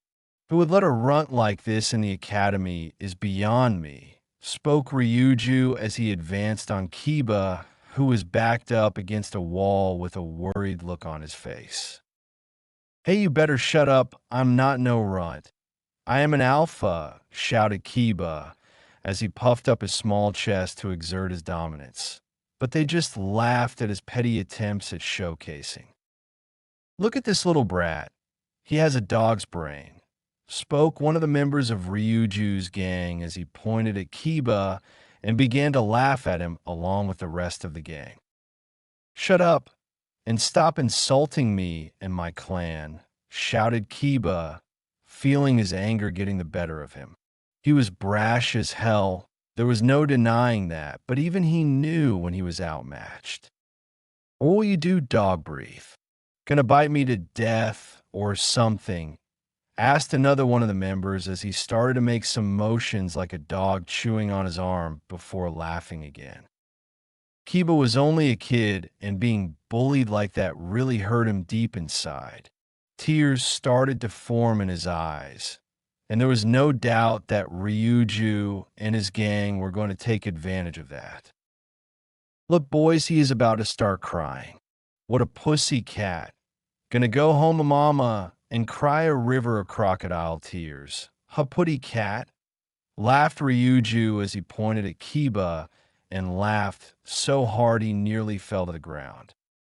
By now, Kiba was having to fight back the tears as he was surrounded by these bullies and forced to listen to them as they insulted him and what he stood for. He wasn't going to have this, so he closed his eyes and ran forward, hell bent on teaching them a lesson. H, shouted Kiba as he charged forward and took a swipe at one of the boys, cutting into their arms, though there was little damage since Kiba's nails were not very long or sharp yet. He quickly turned around and delivered a punch to Ryuju's surprised face and tried to hit him again before he was blindsided by another boy and knocked to the ground. When he was on the ground, another boy kicked him in the head, dazing him. Off to the side, 2 of the boys were keeping the ninja dog occupied, so it couldn't help Kiba. You little bastard, spoke Ryuju as he reached up and felt under his nose. When he lifted his hand up and saw red on the ends of his fingertips, he knew that Kiba had busted his nose, and he couldn't let word that a first year had harmed him or he would be the laughingstock of the academy. "What should we do with him, Ryuju?" asked another one of Ryuju's cronies as he held Kiba down so that the boy couldn't get back up to defend himself. "I'm going to turn this little brat black and blue, and if he ever breathes a word about busting my nose, I will skin him alive," spoke Ryuju as he knelt down and started to wail on Kiba's back and head with heavy punches. Up above on the roof, Naruto watched what had happened and was appalled at the sight of four older kids beating up another kid just because he had accidentally bumped into them. Naruto really didn't want to get into any trouble, and he really didn't want to be late for his first day of class. But he couldn't leave this kid to get his ass handed to him like this.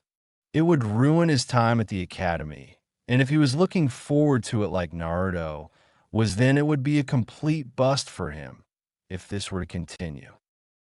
Naruto took a deep breath before jumping off of the roof and down into the fray.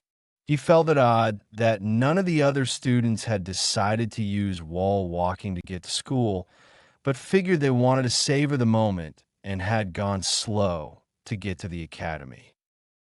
Down in the Allies, Ryuju had already hit Kiba 5 times when a hand caught his own.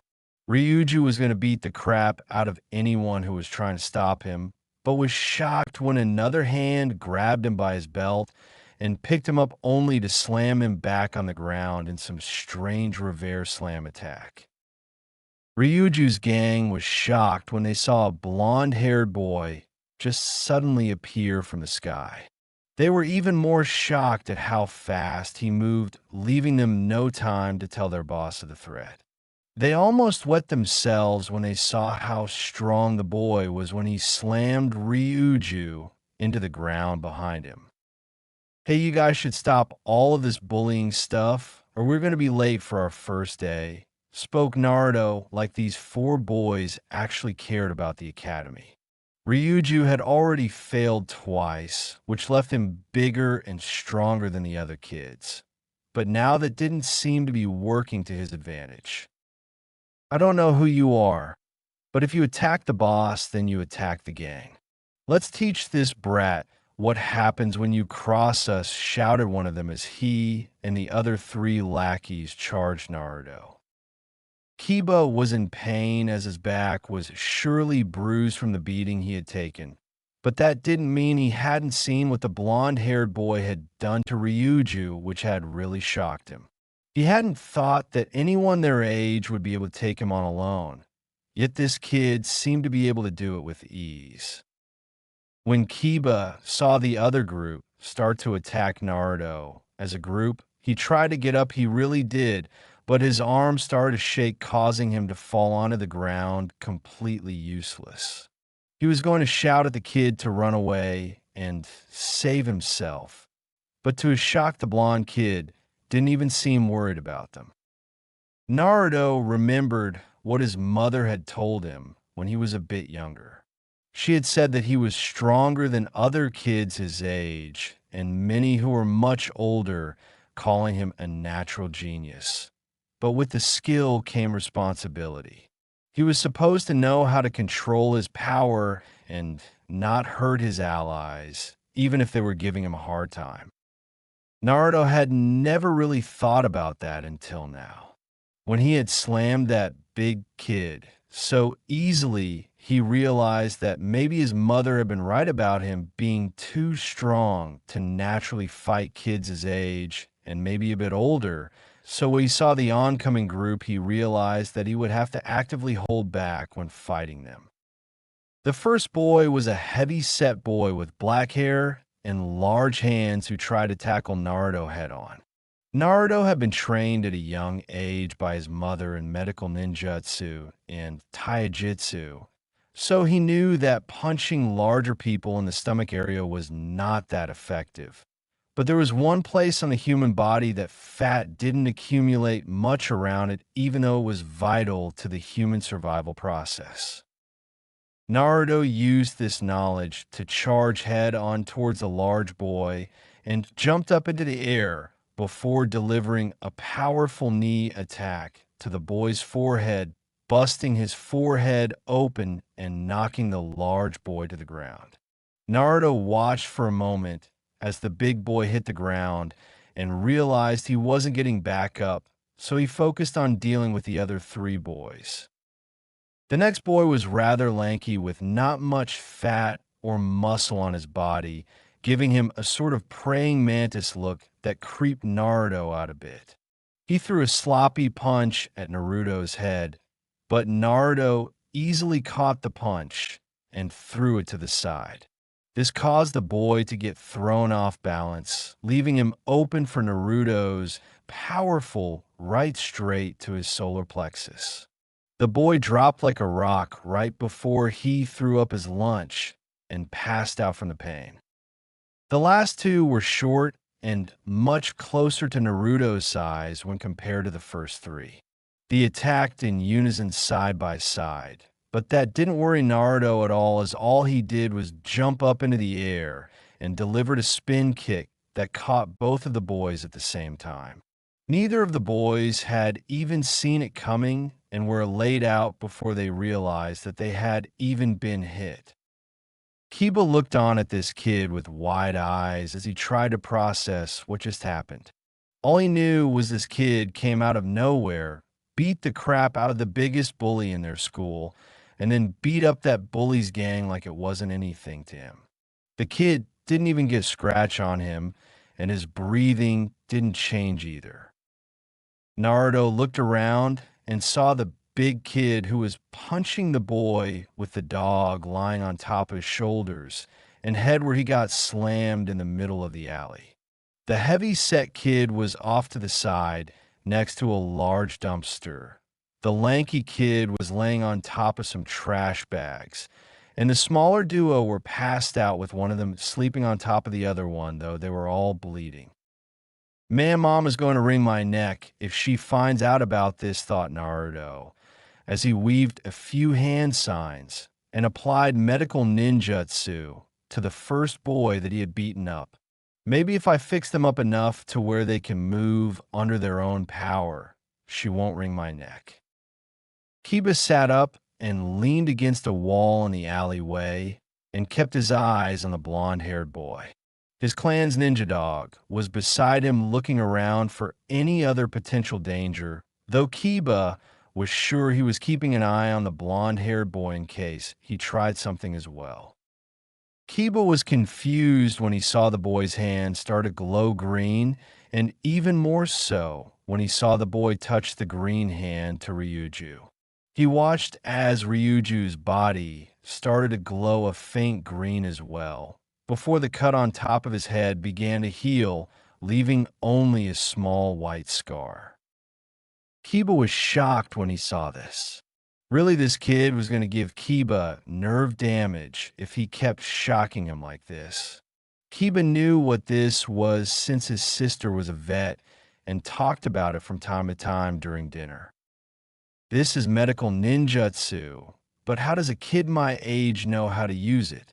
Hannah said that it was extremely difficult, requiring perfect chakra control and many years of training to utilize medical ninjutsu. So how can this kid, who is no older than me, do it? Wondered Kiba as he continued to watch the blonde-haired boy. Has he been receiving special training or something? When Naruto got done healing the older-looking one, he moved on and healed the cut on the fat one's forehead, then healed the damage to the lanky boy's stomach, and then healed the smaller two's busted jaws that he had dislocated from his weak spin kid. I really am going to have to watch myself. I can't believe how fragile they were, thought Naruto as he looked around before his eyes landed on Kiba, who was staring at him with the big dog with sharp teeth. I need to heal him before I can get to class. Oh, I need to hurry, or I'm going to be late for a very important date, Alice in Wonderland, the White Rabbit. Kiba saw the blonde kid's eyes land on him, and he got a bit nervous. He was surprised when he started to walk towards him and was happy his ninja dog was there to at least give the boy reason to watch himself around him. Whoa, easy there, killer. I just want to heal your friend so I can hurry up and get to the opening ceremony, spoke Naruto as he raised his hand submissively to the large dog who was eyeing him like a snack. Akuya calmed down. He is using medical ninjutsu, so maybe he can help me out. I don't feel like explaining to mom how I got but hand it to me, or she will really put me through the ringer, spoke Kiba as he started to pet the ninja dog. The ninja dog looked at Kiba and nodded its head a bit before backing off to let Naruto heal Kiba. Naruto started to apply medical ninjutsu to Kiba's body and decided to make conversation while he waited. So you're going to the academy as well? What year are you in? Spoke Naruto with a smile on his face that seemed to brighten up the alleyway. Kiba was shocked that someone this strong was going to the academy, but decided to answer him anyways. Yeah, this is my first year. And you asked Kiba, wondering if the boy really was as young as he looked. Yeah, this is my first year as well. I was supposed to come here with my mom, but her and my two sisters started to get into some weird argument, so I just slipped out the back, not wanting to be late. But then I ran into you, and will probably end up being late anyways, spoke Naruto, with anime tears in his eyes, even while he was healing Kiba. Kiba looked at the kid like he was an idiot, but wasn't stupid enough to point that out. Why are you going to the academy anyways? You have to be at least Chunin in strength, so why go to the academy at all? Spoke Kiba, thinking if he was that strong, he wouldn't go to the academy and jump straight into some more advanced stuff. Well, my mom says that geniuses who skip grades and end up in the shinobi forces to quickly always get scared for life because they see something that they were not ready for, leaving them unable to remain ninja, spoke Naruto, remembering the argument his mom and some man in an animal mask had one day. I don't really get it all that much, but all I really want to do is make some friends, and my sis Shizen said that the perfect place to do that was the academy, so I don't mind going even if I know some of the stuff already. Wait, you don't have any friends either, spoke Kiba, surprised that someone as cool as this guy didn't have lackeys hanging off of him left and right. That is a bit surprising. Well, I haven't been allowed to leave my clan's compound very much because of my mom, so I haven't been able to make any friends my own age, spoke Naruto with a bit of a depressed tone. Really, all I have ever done was hang out with my mom and sisters, or train, which is always fun to do. That is why I am so excited to go to the academy. Kiba nodded his head, understanding where Naruto was coming from. Yeah, I know what you mean. My mom is way too up in my business for it to be normal. All she wants me to do is do chores or get in touch with my inner animal, and yet she won't even tell me what I am supposed to do, ranted Kiba, remember all of the crap his mother had said. I mean, how am I supposed to do that when I don't even know what that is? Naruto nodded his head, seeing how that could be a problem. Well, it seems we both have some troublesome mothers, don't we? Spoke Naruto with a smile on his face as he stuck his hand out for Kiba to shake. My name is Naruto, and yours is? Oh, yeah, sorry, I didn't introduce myself before. My name is Kiba Inuzuka, a member of the Inuzuka clan and a first year at the Leaf Academy, spoke Kiba with a smile on his face. I'm going to be the rookie of the year, and I don't care how much training you already have. Naruto nodded his head as he and Kiba began to walk towards the academy together as they talked. What is a rookie of the year? I don't get what it is supposed to be, spoke Naruto as he scratched his head, feeling he was missing something that should be important to him, but wasn't. Kiba looked over at Naruto with a shocked look on his face, not understanding how Naruto didn't know of the Rookie of the Year award. The Rookie of the Year award is an award that they give to one student in each of the years, proving that he was the best of that year compared to his peers. It basically means you were the best in your class, finished Kiba with a grin on his face, expecting Naruto to challenge him to the award or something like that. Well, that sounds interesting, but I don't really care about getting awards. I just want to have a good time, is all, spoke Naruto with a smile on his face as he enjoyed talking to someone his own age for once. He loved his family, but sometimes you need a change of pace, you know. What? How can you say that? With your skills, you could easily win the awards hands down. Well, that is until I really started to get into my training, spoke Kiba as he puffed up his chest again. He didn't even notice that the ninja dog that was with him was now gone. Maybe, but what would be the point? All awards are as pieces of paper with some abnormal writing on them that only catch dust over time. Spoke Naruto, starting to bum Kiba out with his lack of interest in something that Kiba had thought was cool until he started to talk to Naruto about it. Dude, how can you say that? Spoke an exasperated Kiba as he looked at Naruto, trying to figure him out. He didn't even notice all of the strange looks they were getting, or more specifically, Naruto was getting. Well, that's what my mom says. She got a bunch of awards for her skills with medical ninjutsu, but she says she has never used them since she got them and hasn't thought about them since. She says they're nice to have, but pointless in the end, spoke Naruto as he looked up at the blue sky and felt the cool breeze brush against his skin. He really was enjoying today. Ugh, you're impossible, spoke Kiba as he dropped his head in defeat. Ha, laughed Naruto, seeing Kiba in such a weird light. A fair deal away.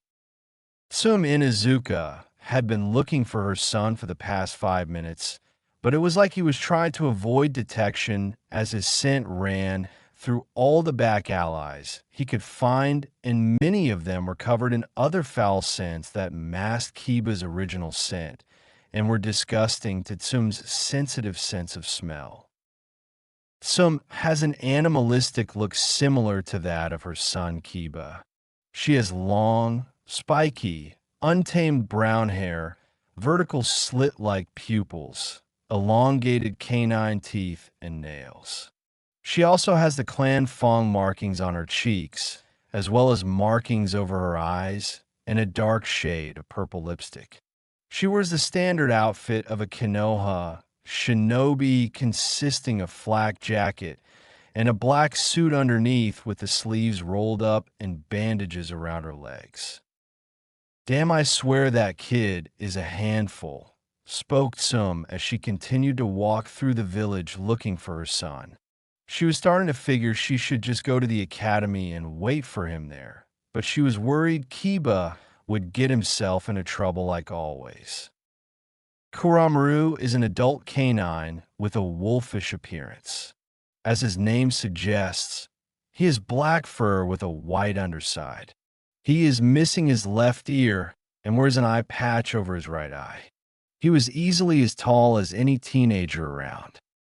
He is a handful, but maybe something good will come out of it, growled out Kuramaru as he walked beside his master and sniffed the air looking for his master's pup.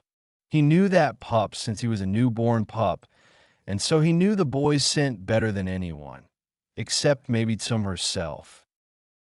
Huh, doubt it, spoke Tsum as she continued to look around for her son when she saw one of the ninja dogs from her clan's compound coming running towards them. Well, if it isn't Akuya, what are you doing here? Lady Tsum, you will never believe what I just saw, spoke Akuya as she looked up at the leader of their pack. She bowed a bit in respect to Kuramaru, showing that she knew he was still the dominant ninja dog of their clan. Does this have something to do about Kiba? Spoke Tsum, all of a sudden getting worried about her accident-prone son. She wanted to just wrap the little idiot up in bubble wrap, but she knew he still would have found some way to hurt himself. Yes, it seems you were right. He did get into trouble, and things were not looking good for him for a while there, spoke Akuya. But before she could finish, Karamaru cut across her with his own question. Why did you not protect him then?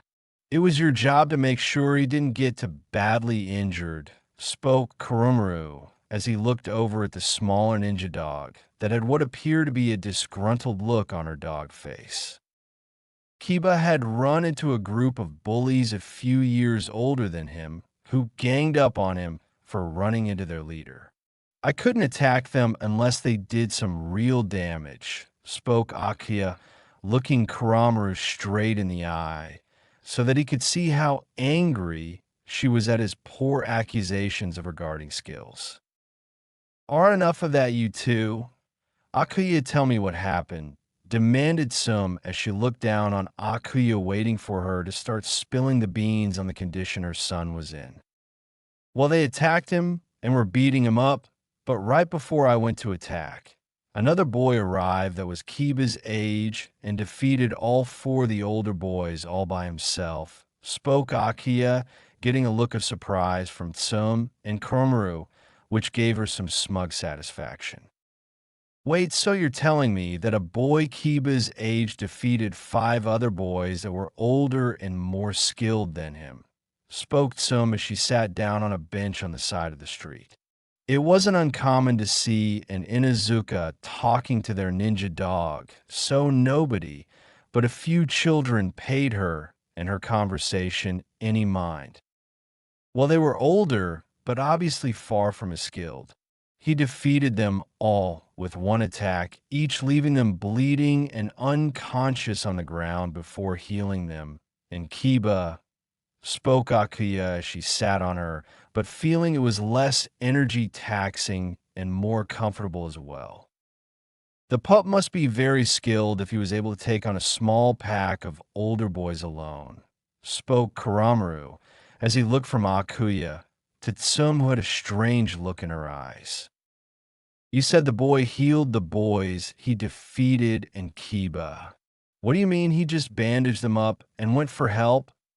Asked some figure in the boy may have performed some basic first aid before looking for someone who was more skilled in the healing arts to take a look at the kids he beat up. And oh, that was the amazing part. The boy actually used medical ninjutsu like Hanasama. But for you humans instead of us dogs, spoke Akuya in what some perceived was excitement.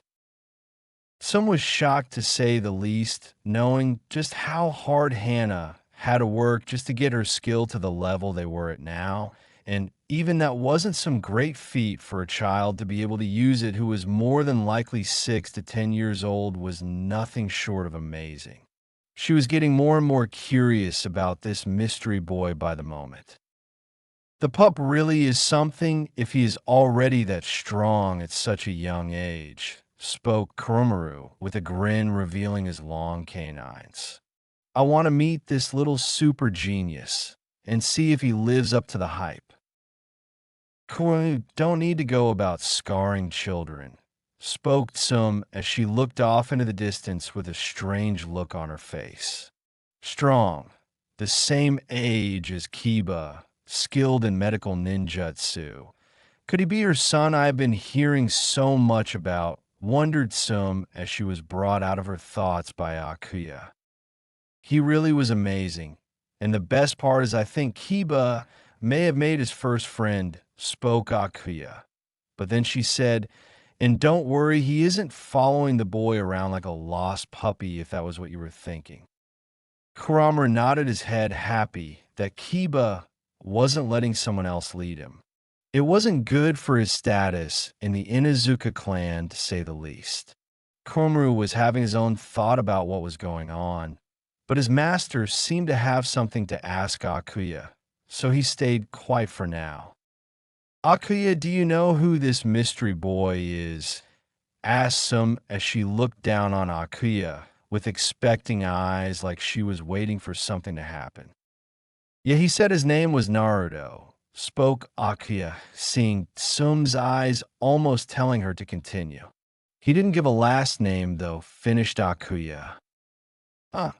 I wonder why the brat didn't tell Kiba his last name, spoke Krumru, as he figured the boy was just being a bit too secretive for his tastes. Maybe he doesn't want any fans following him around, spoke Sum as she stood up and began to walk towards the academy. Why would the boy have fans? Asked Akuya as she walked alongside Sum's left side. That boy, if I am right, is basically royalty in this village, spoke Sum as she jumped up on the roofs, quickly followed by the two ninja dogs. Sounds interesting, spoke Kuramaru as he walked alongside Sum's right side. Sum didn't say anything after that, and just bolted towards the academy, hoping to find her son soon, so that she could give him an earful. With Naruto and Kiba. Kiba sneezed a bit, which caused Naruto to bless him and to see if he was okay. After Kiba cleaned out his nose a bit, which Naruto found was weird, he sniffed the air for a moment before sighing, which Naruto found weird again. I don't know this for sure, but I think someone is talking about me, spoke Kiba as he looked around him. Anything good, joked Naruto with a smile. Jerk, spoke Kiba as his shoulders slumped. Whoa, spoke Naruto as he looked forward, seeing the academy coming into view along with lots of other kids, and their parents all were wishing them the best of luck in following their dreams of becoming great ninja one day. Wow, this is awesome, spoke Kiba as he ran forward with Naruto close behind. Not far away. Kushina, Tsunade, and Shizen were walking around the courtyard, where all of the other parents were wishing their children the best of luck, hoping to find Naruto. But oddly, they hadn't been able to find him yet. They found it weird since they were sure he ran off at top speeds to get to the academy, so he should have already been there. Damn it, this is starting to piss me off, spoke Tsunade as she ignored more people who tried to walk up to her and kiss her ass. She really wasn't in the mood for false niceties and just wanted to find her son as soon as possible. Calm down, Lady Tsunade. I am sure he is around here somewhere. He probably just made some friends and is off having some fun, spoke Shizen, try to keep his master from going crazy in front of all these people. She knew Tsunade was worried about Naruto, and in all actuality, so was she, but they couldn't afford to let their emotions rule them right now. Maybe he already went inside, spoke Kushina as she looked up into the windows of the academy, where the classrooms were hoping to see a blonde-haired boy. But to her disappointment, she saw nobody who even resembled Naruto. Found you, came a voice from behind Tsunade, Shizen, and Kushina that had a unique tone to it. Tsunade was in the mood and turned around to snap at whoever it was that was trying to brown nose her, but was shocked when she came face to face with Sum Inuzuka. Sum, what are you doing here, and why are you looking for me? Asked Tsunade, knowing that Sum wasn't the type to play the political game, and was actually an honest person who wanted what was best not only for the village and her clan, but for others as well. My son is starting his first year at the academy today, so I was going to wish him the best of luck, but we kind of got separated for a bit, spoke Sum with a smile on her feral face. The reason I came to you was because I figured he would be with your son Naruto.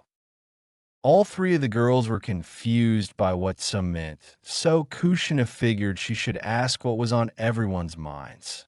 Why would you assume Naruto was with your son, and why do you think they would be with us?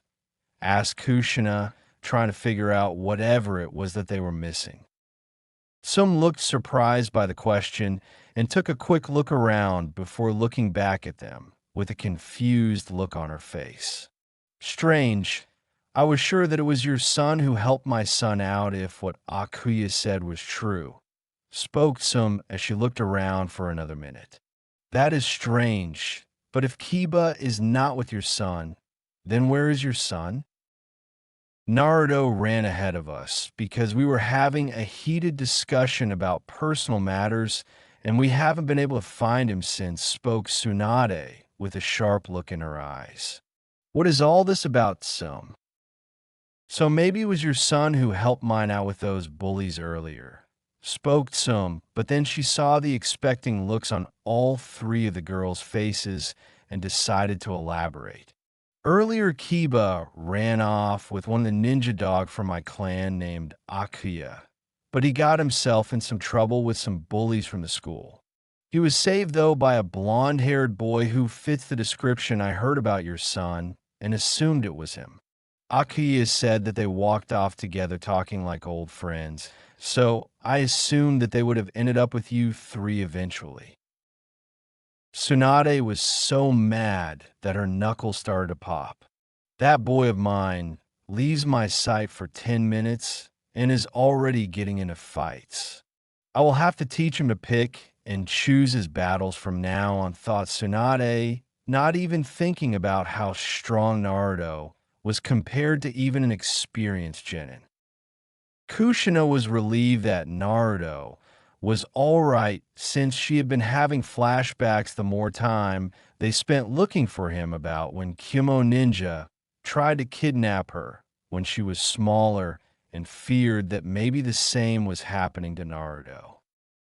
It is good he is safe, and I am glad he helped Sum's son out, but that boy is too noble for his own good.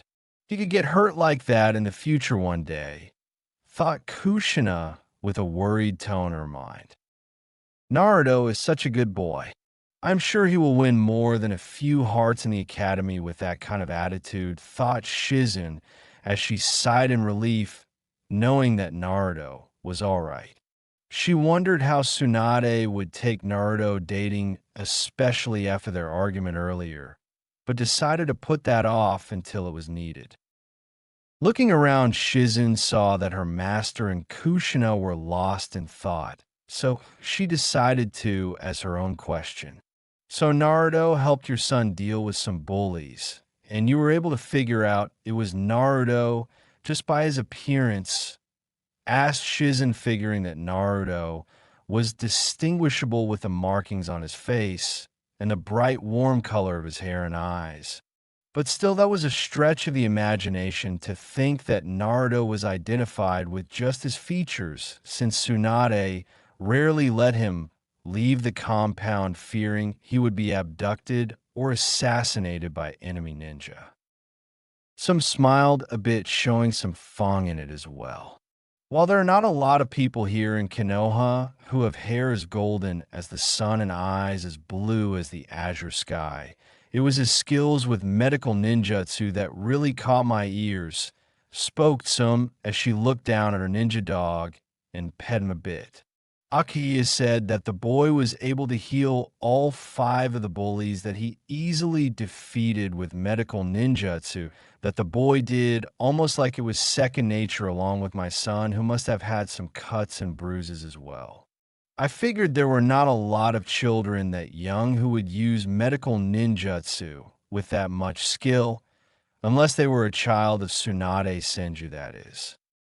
Shizun nodded her head, seeing the logic in Sum's assumption that Naruto was really Naruto Senju, future clan head of the Senju clan, son of the famous Tsunade Senju, genius extraordinaire, as well as other things as well that had become rumors in the village over the years.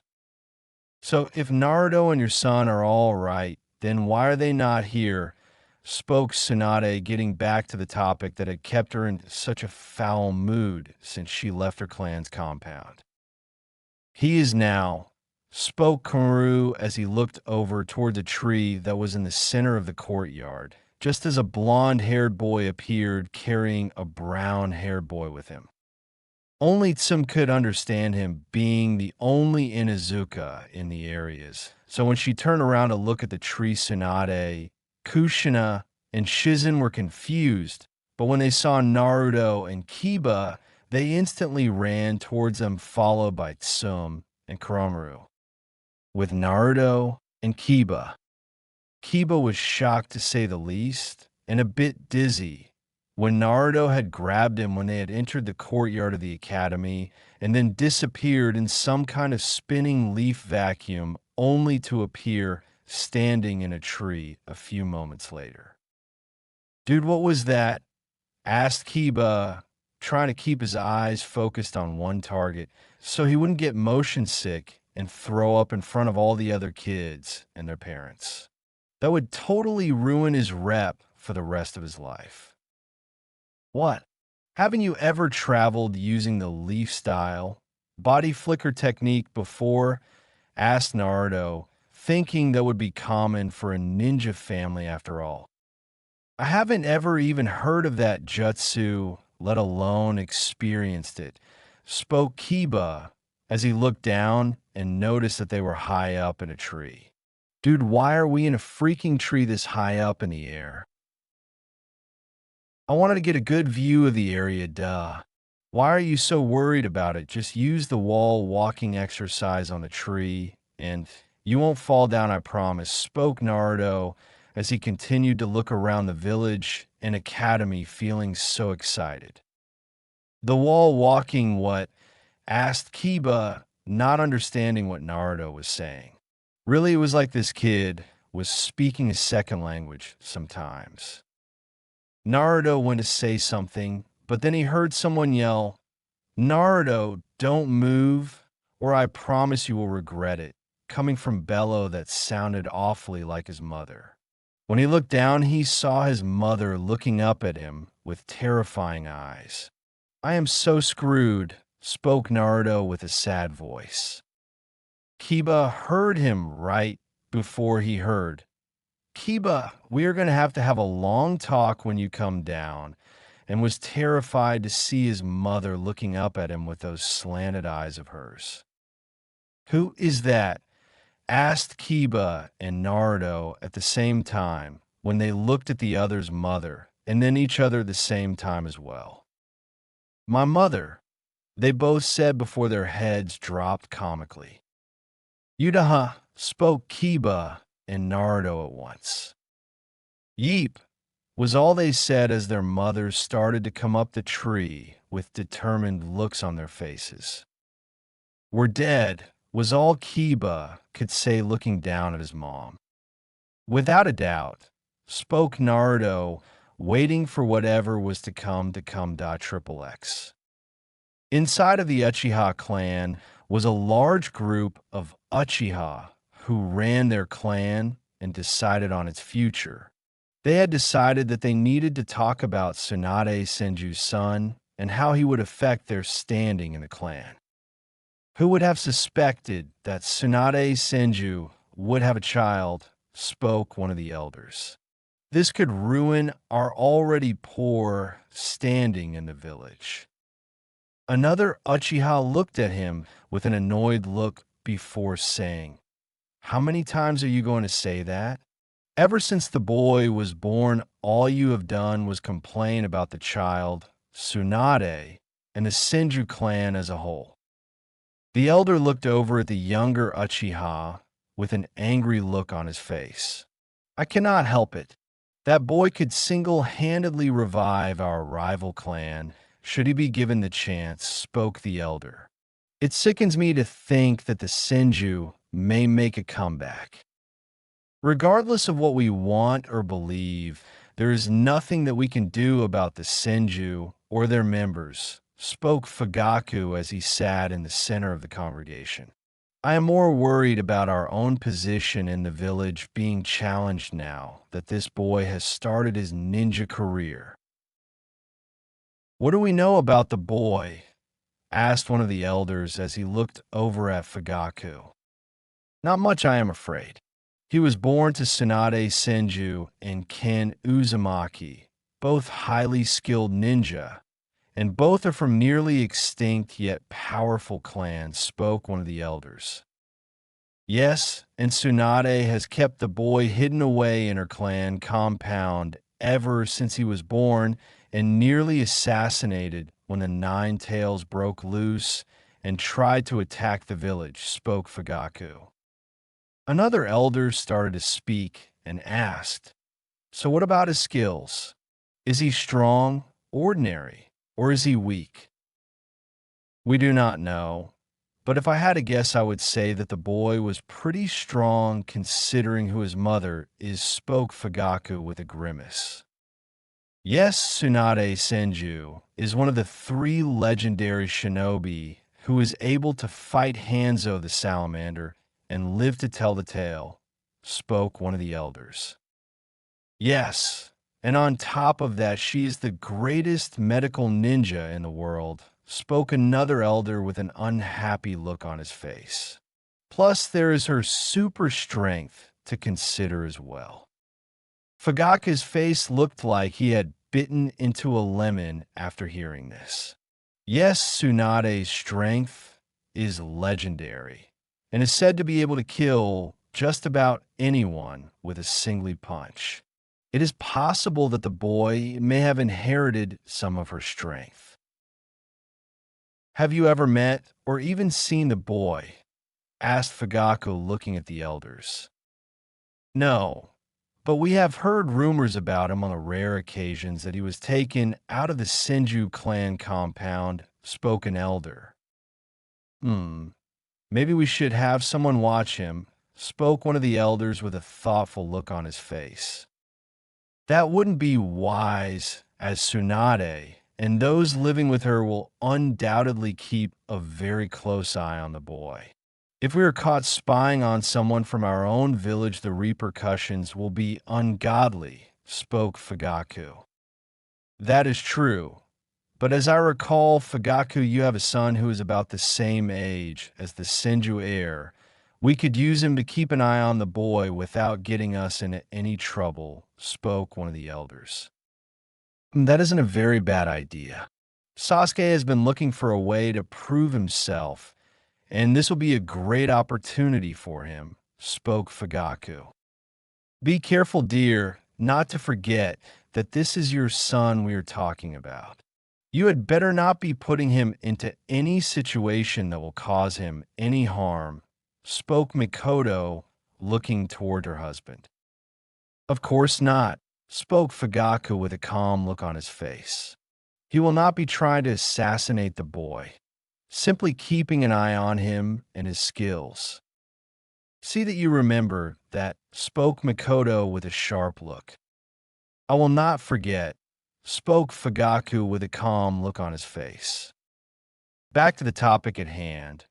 "We will have Sasuke watch the Senju, then we will make our plans after we have gathered enough data," spoke another elder. "Agreed," spoke everyone at once. Triple X, Naruto, and Kiba were currently sitting inside of their classroom, looking like their souls were trying to escape their bodies. Their mothers had not been as lenient as they had hoped they would have been. Not that they really believed they would get off light, and had lectured them forever, leaving them feeling worn out before the day had begun. Kiba's mother was as vicious as always.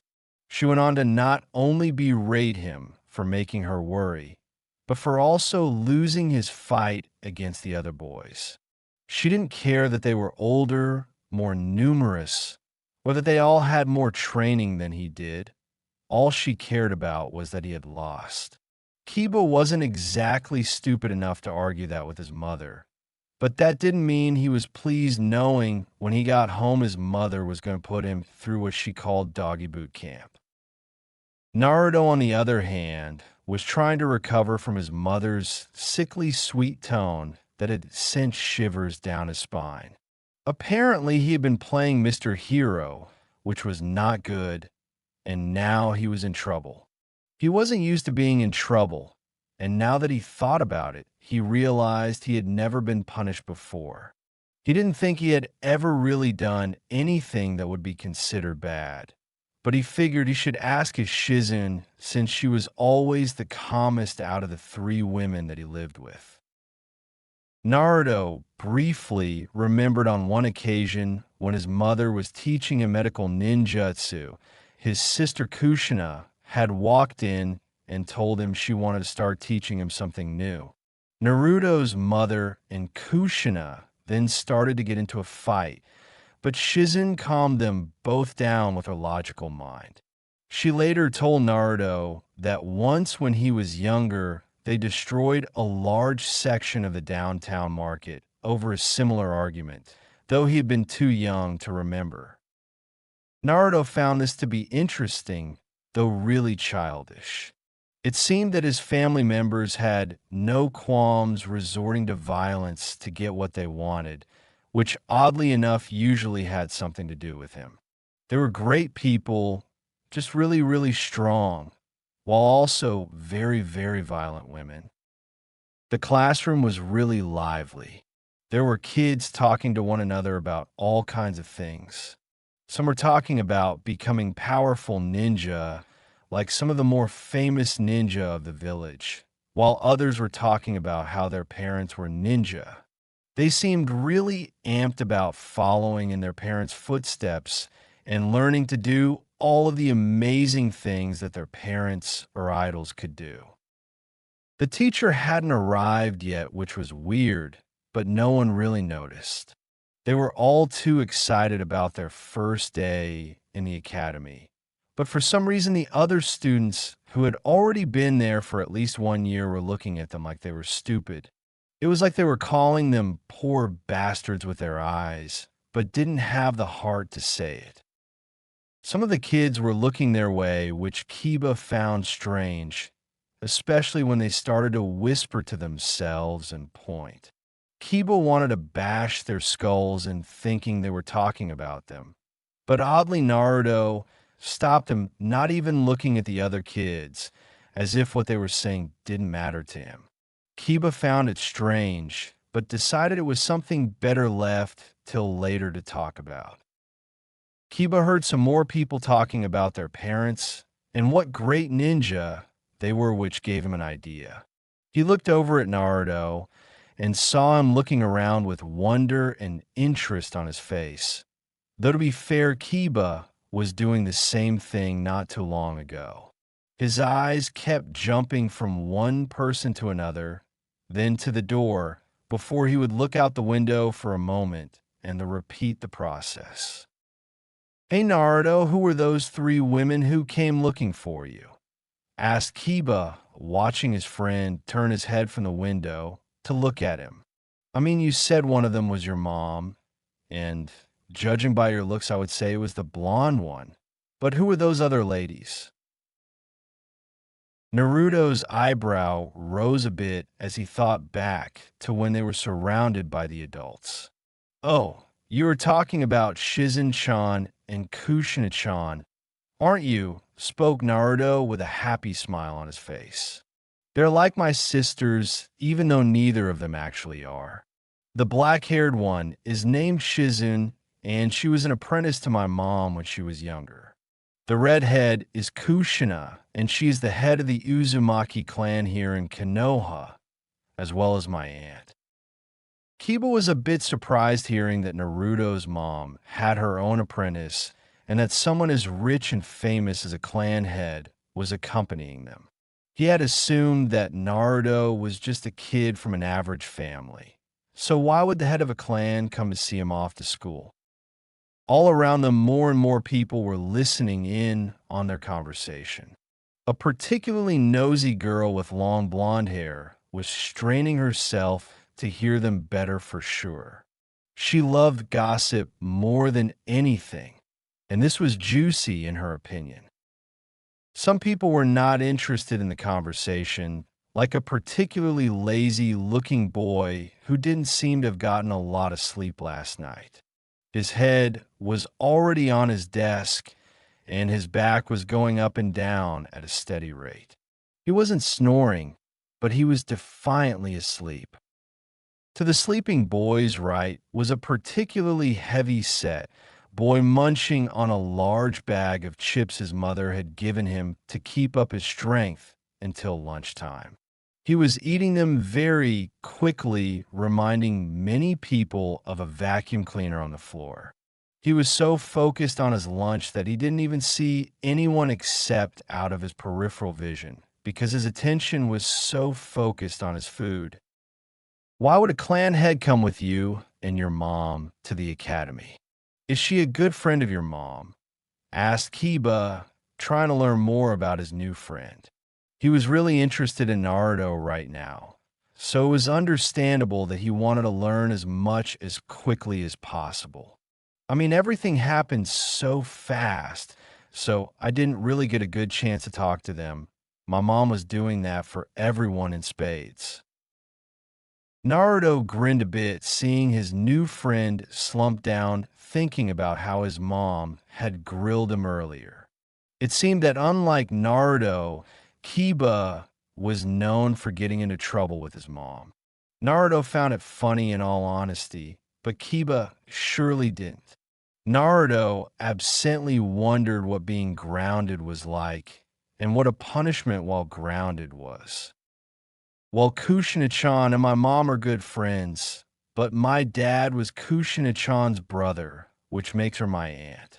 I did call her Annie once, but weirdly she sat me on her knee, looked at me with this strained but fake happy face, and told me that she was nowhere old enough to be called that yet spoke Naruto, shivering a bit remembering that face Kushina had made. I was so freaked out that I called her Kushina-nichan and she really liked it.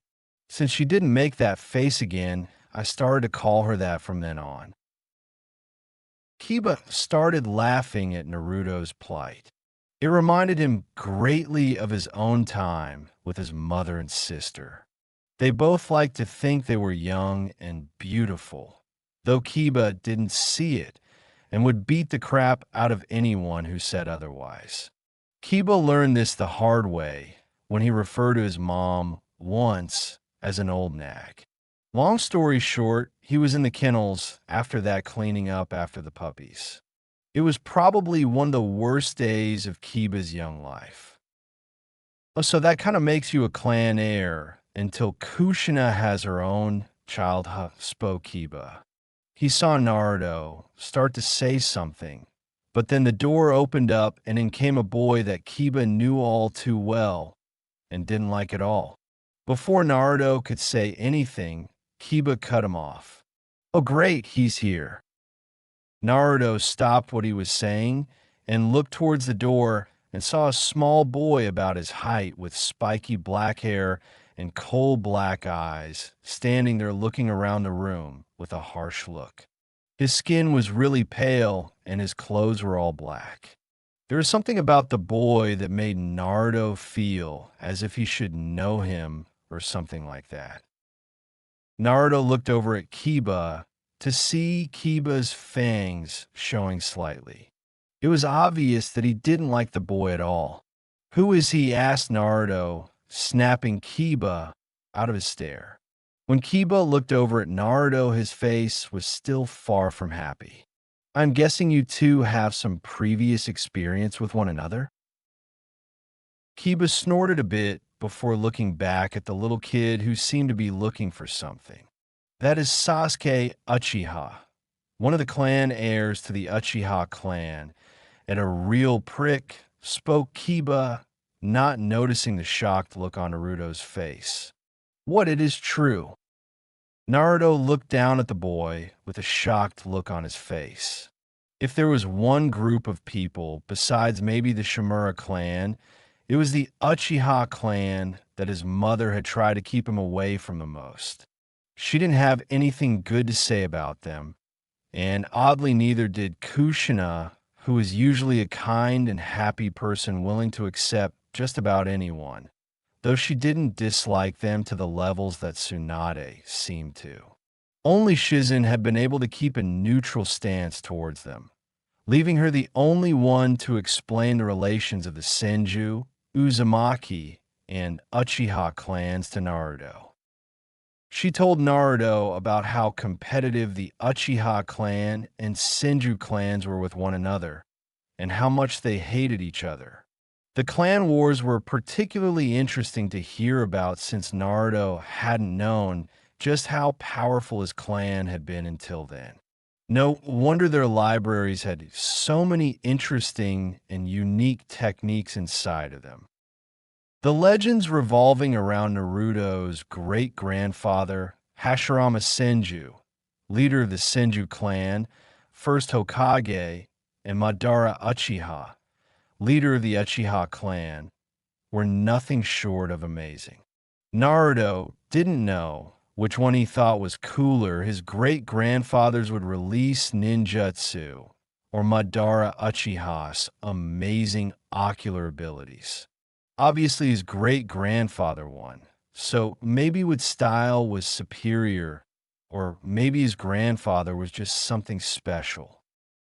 From what Naruto had learned from his mother, and from the scrolls inside of their clan's compound, the chance of someone activating the Sharingan was low, being about 10% of the Uchiha in the Uchiha clan actually were able to awaken their clan's dojutsu.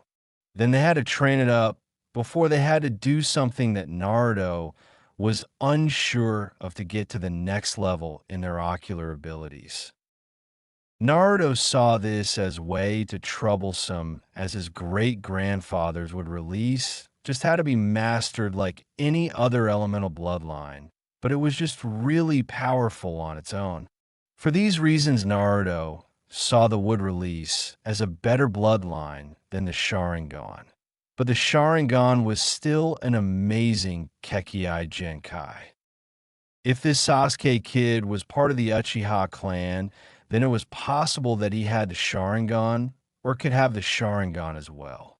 Naruto felt a bit of sadness in his heart, not having his great-grandfather's Kekkei Genkai, but shrugged his shoulders.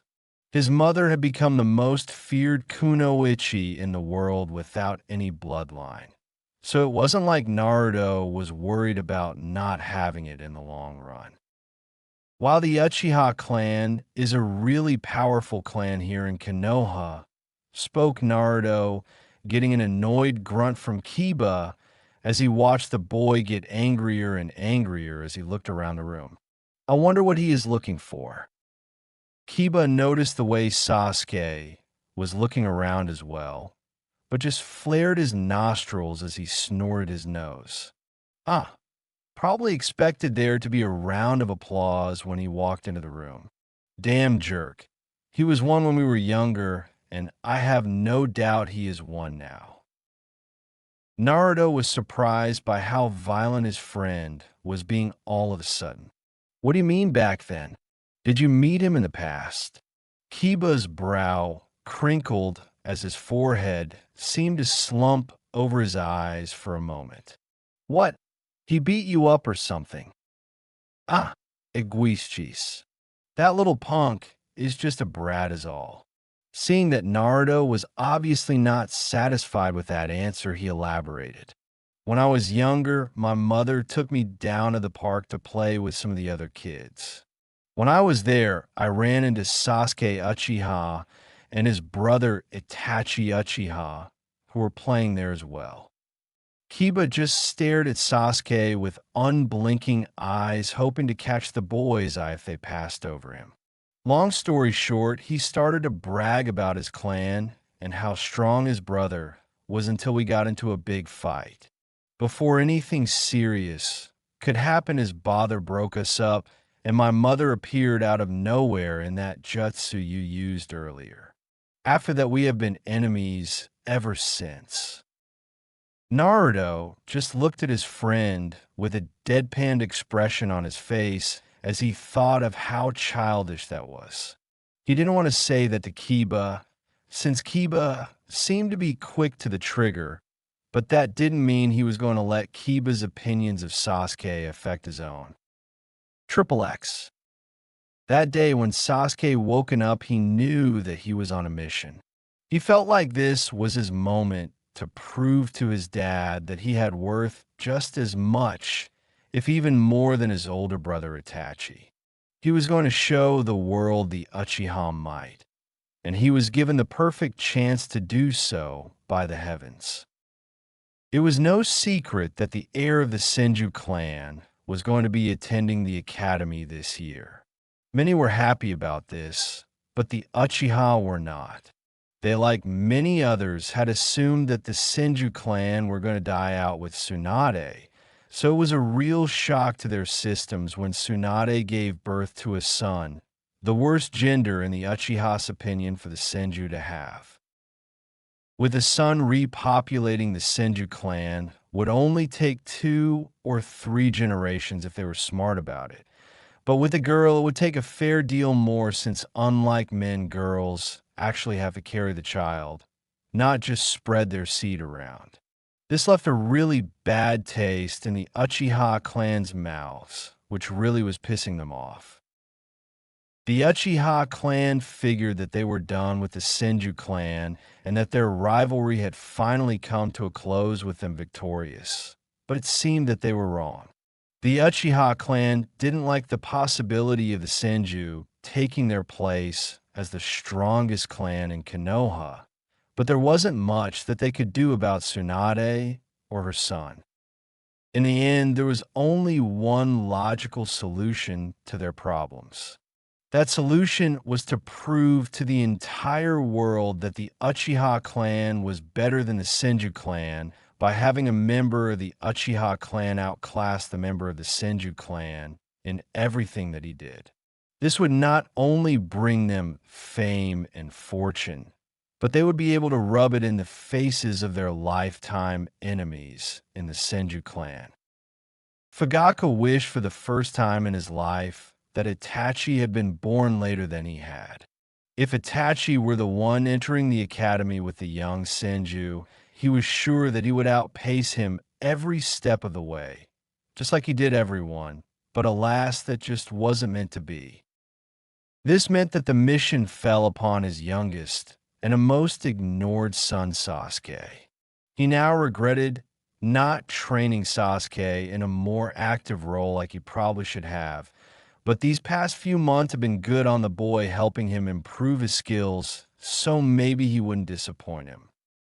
He would have trained Sasuke more just to combat the future Senju clan head, but he didn't know if the boy would be placed in the academy early to get stronger faster, or if he would even enter the academy and just get home trained by his mother, the arguably second strongest ninja currently in the village right now.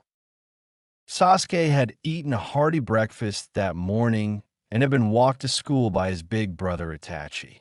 The whole way he had searched the streets looking for anyone who looked like a possible Senju. His father had told him about how uncouth they were and who his mother was, so he was looking around for anyone who matched both of these descriptions. What he hadn't known was that Itachi took him to the side of the academy that he knew the Senju wouldn't enter from. The Senju were on one side of the village, and the Uchiha were on the other, with the academy being in the middle. This way, he was sure that Sasuke wouldn't be able to make a scene and embarrass them while on the way to the academy. After Itachi dropped him off, Sasuke went searching all over the academy looking for this Senju heir that everyone was talking about. Several people tried to talk to him since he was the prodigy's little brother, and they believed he would be one too, but he ignored them to keep to his mission like a shinobi should. Soon he realized that the Senju must have already gone inside and quickly ran through the academy looking for him. He checked everywhere: the cafeteria, the advanced classes, the teacher's lounge, but no matter where he went, he still couldn't find the future of the Senju clan. Eventually, he figured the boy must have been in his classroom, as it was the only place left to look. Sasuke ran as fast as he could, thinking that once again fate had smiled upon him. Now it would be so much easier to outshine this Senju being in the same class as him and all. When he got to his classroom, he threw back the door and entered just as fast. The first thing he did was start to look around the room. He noticed that there were a lot of people looking at him, but none of them matched the description that he had been given. He saw Kiba out of the corner of his eye, but didn't even turn a look at such a mongrel. It was definite the future leader of the Senju clan would grace a dog breath loser like Kiba with his presence any day of the week. Sasuke went to say something, but then he felt someone tapping on his shoulder. He turned around thinking it was the Senju, but then saw that it was someone much older. The man was about in his early 20s and had a green flak jacket on, meaning he was at least Chunin in rank. Could you please take your seat now?" spoke Irika as he looked down at Sasuke, who seemed ready to attack anything that moved. Irika raised an eyebrow in confusion, wondering why the youngest member of the Uchiha clan that was in his class looked so battle-ready. He looked around the class and saw that everyone else was looking at Sasuke oddly as well. Irika just sighed, hoping that this wasn't a bad sign. Triple X. Irika had been really excited about teaching this year. He was going to get the privilege to not only teach the newest prodigy of the Uchiha clan, Sasuke Uchiha, but also he was going to be teaching possibly the boy who would be recreating the Senju clan, Naruto Senju. These two were the focus of the entire village right now, and many people had great expectations for these two boys. Irika was feeling the pressure as well, since these two boys would be training with him, which meant that he was going to be expected to teach not only them, but the entire class to the utmost of his ability. With this on his back, Irika had spent countless sleepless hours trying to come up with the perfect curriculum to use for this class's future. Many of his friends had come up to him talking to him about what he thought about training two future ninja who would have such an influential role in their village's future, which he responded to with a few shots of sake and a migraine in the morning. He really didn't need people reminding him just how much these two boys mean to their village, as it just stressed him out further. All in all, Irika wanted to meet Naruto Senju the most. He had been a big fan of Naruto's mother when he was younger, and even considered becoming a medical ninja, though he later realized his true calling was in teaching. She had saved so many lives, and some of them had been his close friends, that it would have been hard for him not to idolize her. He wondered if Naruto had taken after her or one of the other women that he lived with. The thought of Naruto acting like anyone but Shizen was a scary thought. It was no secret that Naruto was going to be trained personally by his S-ranked Kunoichi mother as he grew up, which meant he was probably a cut above the rest when compared to the other students.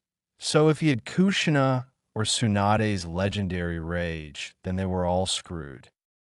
This led to Irika wondering what all Naruto knew in the ways of the shinobi. Surely he had some medical training, even if it was just basic first aid and maybe some other shinobi training, but that image just didn't sit right in his head. He just couldn't see a child of Tsunade Senju being anything but powerful ninja with a right hook that could shatter a mountain like his mother. Irika had laughed a bit to himself after thinking that. He was being silly. These were children who were just entering the academy, and there was no way a child that young could ever be that strong. He may be stronger than the average child, but that didn't mean he would be crazy strong like his mother. That only came with time and training, something that Naruto would still sorely need when he came to his class today. His best friend Mizuki had been acting oddly, which wasn't anything new, but he figured he would excited to train the Uchiha and Senju boys. It would help him out with the suspicion on him due to his last mission that hadn't gone so well. Irika didn't think that Mizuki had done anything wrong, but that didn't mean Konoha wasn't going to be safe, because they surely didn't want to be sorry. Eventually, Irika entered the classroom only to almost run into a black-haired boy with matching colored eyes. Irika noted the basic stance the boy got into when he got startled and smiled a bit, thinking that he was already starting to show promise. "All right, please sit down," spoke Irika as he looked down toward Sasuke. Sasuke wasn't pleased, but he could tell this person was in charge, so he said sure before walking to the second row that was still empty and sat down. Irika walked to the center of the classroom when he saw that everyone had found a seat and were giving him their undivided attention. He smiled a bit, hoping to set a good example on the first day for his newest class. "Good afternoon, class. My name is Irika Yumino, and I will be your sensei from here on out until you graduate from this academy," spoke Irika in a calm yet firm voice that had all of the students eyeing him closely. "I am currently ranked as a Chunin instructor, and I have been a teacher for 2 solid years, with this being the start of my third, so there should be no reason to doubt my teachings or question my ability to teach you." The entire class was happy to have such a good teacher, though only a few knew where the rank of Chunin actually sat in the hierarchy system of Konoha. Some of the students were already getting antsy, while others were starting to feel the pressure. Irika slowly began to walk back and in front of his desk with slow steps, using hand gestures to emphasize what he was saying. "Now, the first thing I'm going to do is call roll. There were 32 people assigned to my class, so I need to know who is here, who is not here, and who should not be here," spoke Irika as he pulled out a clipboard from off of his desk. "Please be patient as I call out the names on my roster. The quicker we get through this, the faster we can move on." The sound of feet sliding across the wood floor or the rhythmic taping of feet on the floor could be heard from all over the room. It was like no matter what Irika did, the students would treat it like it was a big deal. This would surely wear off in time when they realized that no matter what the school taught, school would always be school. "Ami," spoke Irika as he looked into the crowd of students. "Here," called out a young girl with light brown hair. "Taku," spoke Irika, remembering that name from somewhere. "Right here," spoke a somewhat tall boy with multicolored eyes. "May," spoke Irika, reading off the next name on the list. "Here, sensei," spoke a little girl with long light brown hair who was sitting on the front row. "Kiba Inuzuka," spoke Irika, though he wasn't expecting the loud shout to come ringing through the classroom. "Right here, sensei," shouted Kiba as he jumped out of his desk with a big grin on his face. He was soon hit in the head with a piece of chalk that Irika threw from the other side of the room, which got Kiba right on the forehead. "OW sensei, that hurt." Kiba was surprised that their teacher had been able to throw that piece of chalk with such precision from that distance, but figured that ninja of Konoha were world famous for a reason. Naruto chuckled a bit, seeing his friend rubbing his forehead before getting a light punch to the arm from Kiba. "Hey, don't laugh," whispered Kiba as his face turned red a bit. "Sorry, it was just so funny," spoke Naruto as he held his sides, trying to keep himself from laughing. He got a swift kick to the side of the leg by Kiba, who was still unhappy looking. "All right, I will stop laughing." With that, Kiba snorted a bit, but went back to listening to the names being called out. Irika had continued to go through a few names before he called out Shikamaru Nara, though there was no response. "Is Shikamaru not here?" asked Irika as he scanned the classroom before his eyes landed on a brown-haired boy who was asleep. His friend was nudging him in his side, trying to wake him up, but it wasn't working. What did work was when a chalk eraser hit him in the head, leaving a lump that would surely be sore in a moment. The boy raised his head a bit, just so his eyes could be seen. Ow was all he said as he rubbed his head. A majority of the class face dropped, but Irika wasn't in the mood for this disruptive display. "Shikamaru, you need to be awake when you are in class," spoke Irika as he checked off Shikamaru's name from his list. Shikamaru grumbled, but ignored Irika and all of the other kids that were staring at him. Irika went on to call out more names, and one by one, he got a variety of hears before he started to work his way down to the bottom of his list. The last two names were probably going to cause the most ruckuses, so Irika had saved them for last. "Is Sasuke Uchiha here?" asked Irika, already knowing the answer. Up in front of the room, the black-haired boy who he had almost ran and looked up and said present, though that was all he said. He leaned back and struck a cool pose that had a lot of the girls oohing and awing. Some of the boys grumbled, but other than that, they just eyed him a bit. "Is that him?" "Yeah, that is him. Oh, he is so cute. I wonder how strong he is. I bet he is a genius and knows a bunch of super cool ninja stuff. I bet he graduates early like his brother. Ah, but that means we won't get to see him as much. Yeah, but you can't stop a genius like him. Yeah, that makes sense."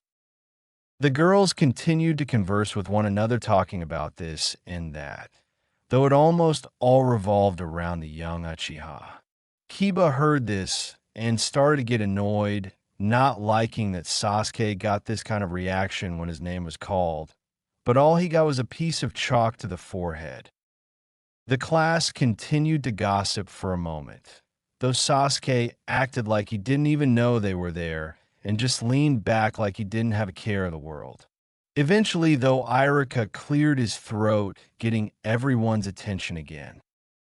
"All right, one more name, and we can get started with today's activities," spoke Irika as he looked over at Naruto.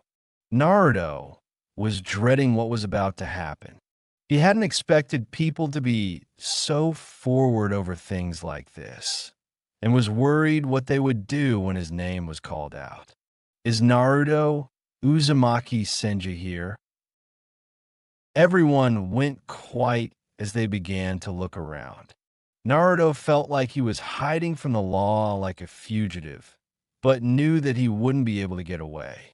Slowly he stood up and felt all of the eyes in the classroom land on him. It felt like they were boring holes in him with their eyes, but the worst two were Kiba and Sasuke. Sasuke was looking at him with a look that spoke of how much he wanted to beat him, whether it was beating him up or just that academics Naruto couldn't tell. He just knew he wanted to avoid the boy as much as possible. Those black eyes really freaked him out. They were like two black holes that were sucking up all of the goodness in the room and were almost impossible to look away from.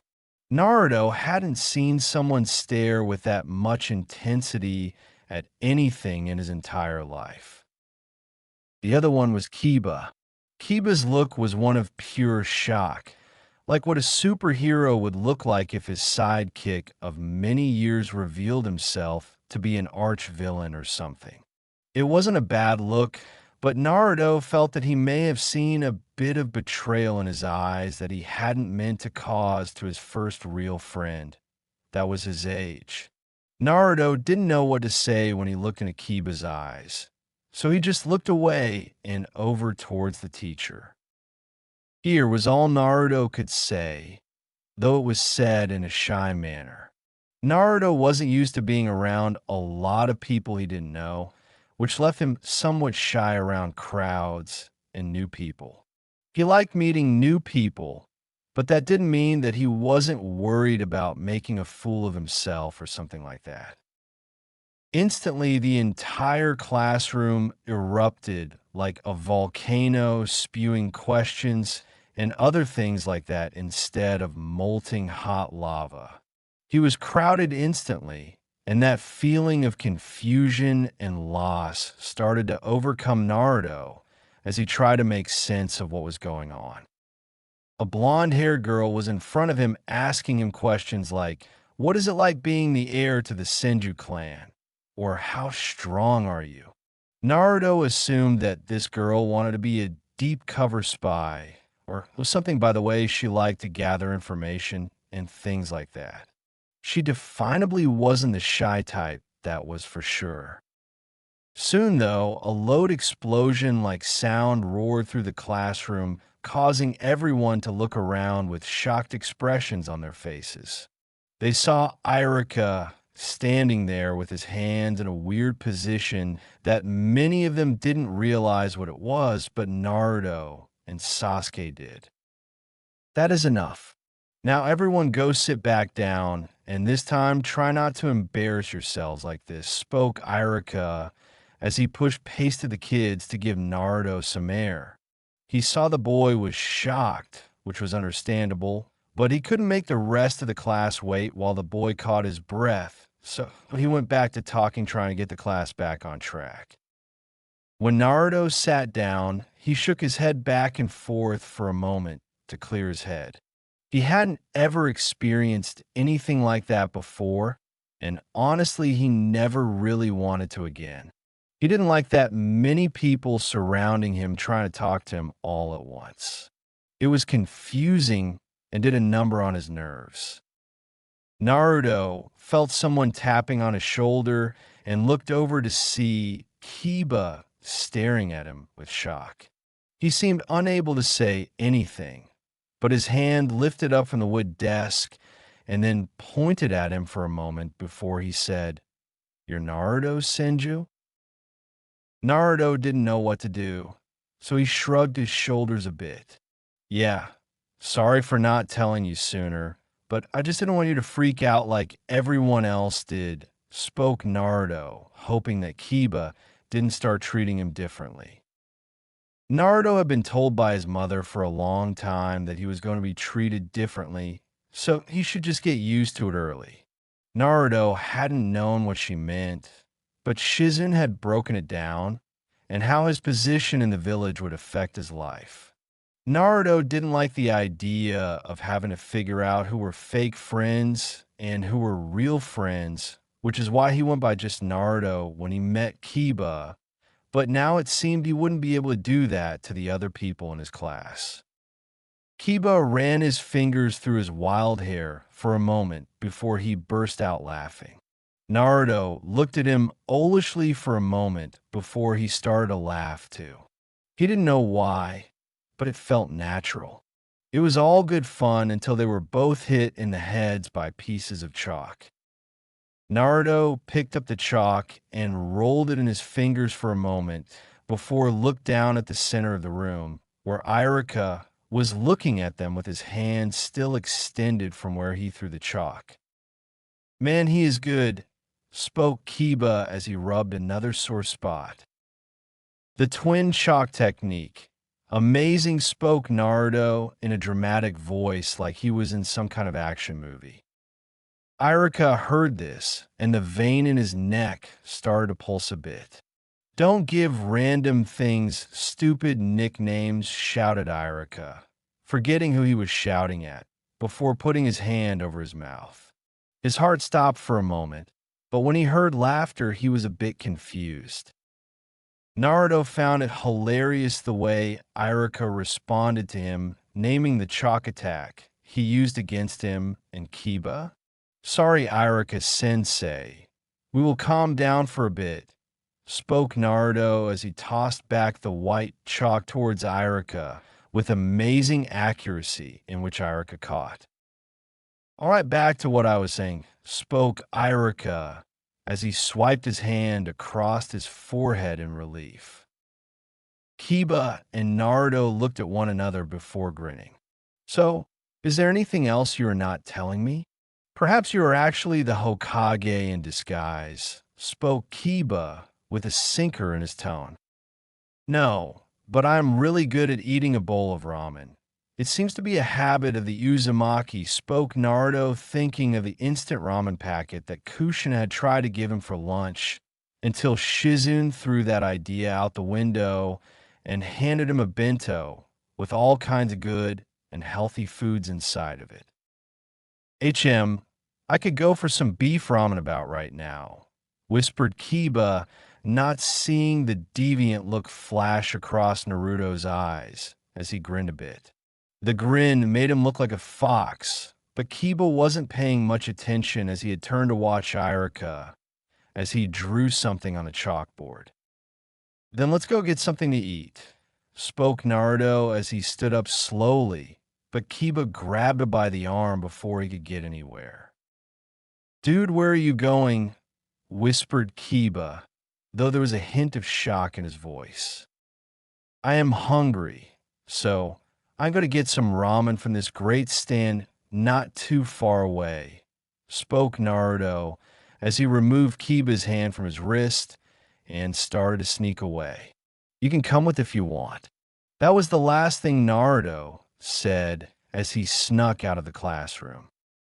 Kiba didn't know what to say, but he was just thankful everyone was paying such rapt attention to Irika that nobody noticed what they were doing. Kiba thought about it and realized he was already in trouble, so what was a little bit more going to hurt? He slowly stood up and began to walk out of the classroom, hoping that nobody saw him.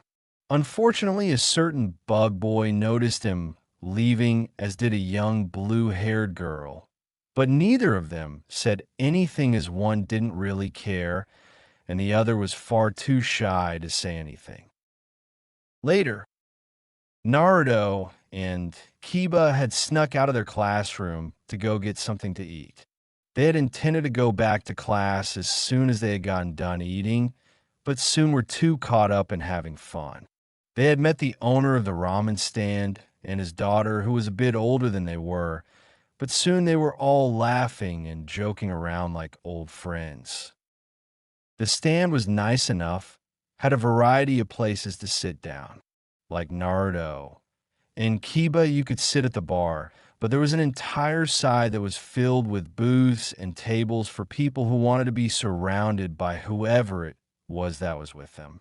Naruto and Kiba had thought about getting a seat over there, but after talking with the chief's daughter Ayam, they decided to stay at the bar and talk with her. They had been laughing it up, having a good old time, though Naruto had been burning through his allowance since he had unfortunately inherited his father's ravenous appetite, as well as his insatiable love for ramen. Soon the ramen bowls started to pile up until they were stacked higher than Naruto was tall. Kiba's eyes were wide, never even believing someone could eat that much food. It was impossible, since someone shouldn't be able to eat more than their own body weight. But it seemed Naruto was an exception to that rule. Kiba was worried about the bill, though. There was no way he would ever be able to afford that much food with his allowance that he had already burned, though half of. The owner was the same way. His eyes were the size of diner plates when he saw Naruto Dam near inhaling the ramen he had made for him and began to make it much faster. He had his daughter cleaning the dishes while he made the ramen. He was actually worried he would run out of dishes or noodles with all of the food that the little blonde-haired boy was eating, but he could also see money signs in his eyes as well. Ayam was going crazy trying to figure out what was going on. One moment, two kids walked into her father's ramen shop and started to order food like any other person, but then the blonde started to suck down the noodles like an endless vacuum. She was so shocked that she was running on autopilot for the first half hour, trying to get her mind to play catch up with what was going on. In the back of her mind, she was wondering why her father hadn't limited the boy yet.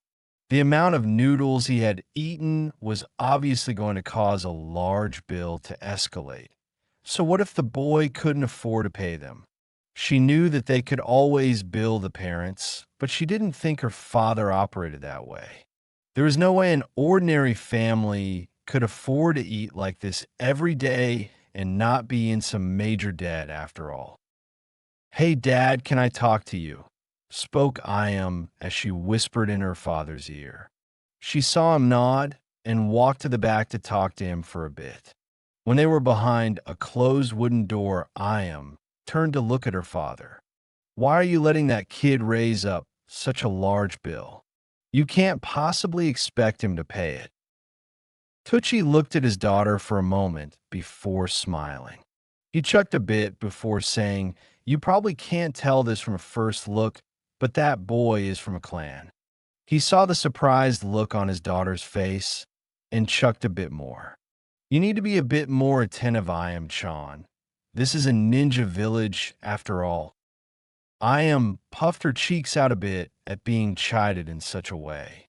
"I was going to be a kunoichi, but someone couldn't run the ramen stand on his own." Then lifted her ladle up a bit in a threatening manner and was satisfied when she saw her dad start to sweat. "Haha, well, I didn't think you really wanted to be a ninja. You always said how you wanted to follow in your old man's footsteps, plus you're still young, so I am sure you could still become a ninja if you really wanted to." Tucci was relieved when his daughter lowered her ladle a bit. He knew how she could be when she was upset and had that thing, and trust him, it wasn't good. "I don't really care about that. I just don't want you trying to bill some poor kid with a hug bill that you know he can't afford. But I see now that I was worried for nothing." Went to say something, but two girly screams came from the front room, which shocked her and her father. "What was that?" "I don't know, but I will find out," spoke Tucci as he walked out of the back room. Bit earlier, Naruto was polishing off his last bowl when he saw the kind ramen chief and his daughter leave to go do something that he had no idea what was. He drank the broth before placing his bowl on the table and letting out an audible sigh of satisfaction from the full feeling he had in his gut. When Naruto looked over at Kiba, he nearly let loose a powerful laugh that would have freaked Kiba out had he done it. The look on Kiba's face was priceless, and for some reason Naruto knew he would remember it for the rest of his life. Kiba's face looked like it got smashed by the bottom side of a frying pan, then stretched out a bit. His eyes were bulging, and his eyes were dilated as well. His chopsticks were halfway between him and his bowl of noodles like it got stuck there when he saw what had shocked him. He obviously hadn't eaten his food for a minute because there was no steam coming off of his ramen, which left Naruto with the idea that he had let it get cold. "Ha ha ha ha." Naruto nearly fell out of his seat from laughing so hard. It seemed his laughing snapped Kiba out of his shock because he looked over at Naruto and asked him how any of what he had seen was possible. "I don't know, I just really love ramen." "Dude, you must have eaten 200 bowls of ramen. That should be impossible even for an Akimichi," spoke Kiba as he put his chopsticks down to look at Naruto completely. "Yeah, I know. My mom used to tell me that she wanted to run some tests on me to figure out what happened to all of the ramen I ate," spoke Naruto as he took a sip of a glass of water that was beside him. "She eventually came to the conclusion that my body rapidly converted it to energy, thus making more room for more food." Kiba nodded his head, following what Naruto said slightly. "That makes sense, but I wonder why you are not bouncing off of the walls with all that energy in you," spoke Kiba as he started to slurp up some of his lukewarm noodles. "Maybe the energy that is created is converted into chakra. Chakra is energy. Therefore, the energy from the noodles could be adding to my chakra reserves, spoke Naruto as he whipped his mouth. Wow, that is awesome. I bet you have a ton of chakra with all of those noodles you have eaten, spoke Kiba as he thought about all of the chakra that Naruto probably had. With an ability to naturally turn food into chakra, Kiba assumed the Akimichi would love that. They would have all the chakra they would ever need for their chakra-heavy techniques without the need for being fat, yet still having the joy of eating nearly non-stop. No, not really.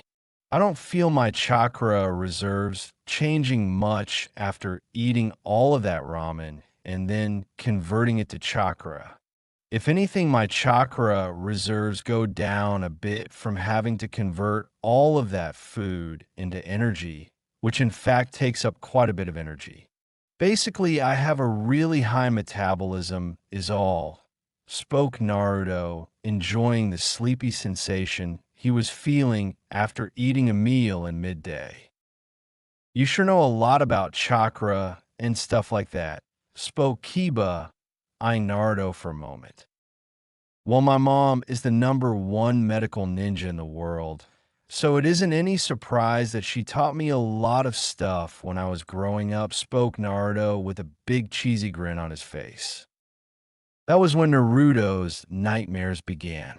A cold and sinister aura settled over the ramen stand, and Naruto felt his doom moving in on him. A cold chill ran down his spine, and his body began to shiver a bit. He felt like a cornered animal that knew that it had no chance for survival, but some kind of morbid curiosity took hold of him and caused him to turn his head. What he saw freaked him out. Standing behind him was his mother, Tsunade Senju, and she had an evil look on her face. She wasn't even frowning, but the look was so fake that it would have been better if she were frowning. She was smiling, but there was the black aura surrounding her. If that wasn't bad enough, standing behind her were 3 other women. Of course, 2 of them were his adoptive sisters, Kushina and Shizun, but the other one was somewhat of a new face to Naruto.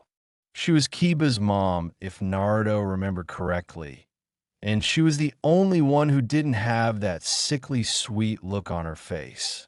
Her face was downright feral, and it looked like a wolf who was about to tear you a new one.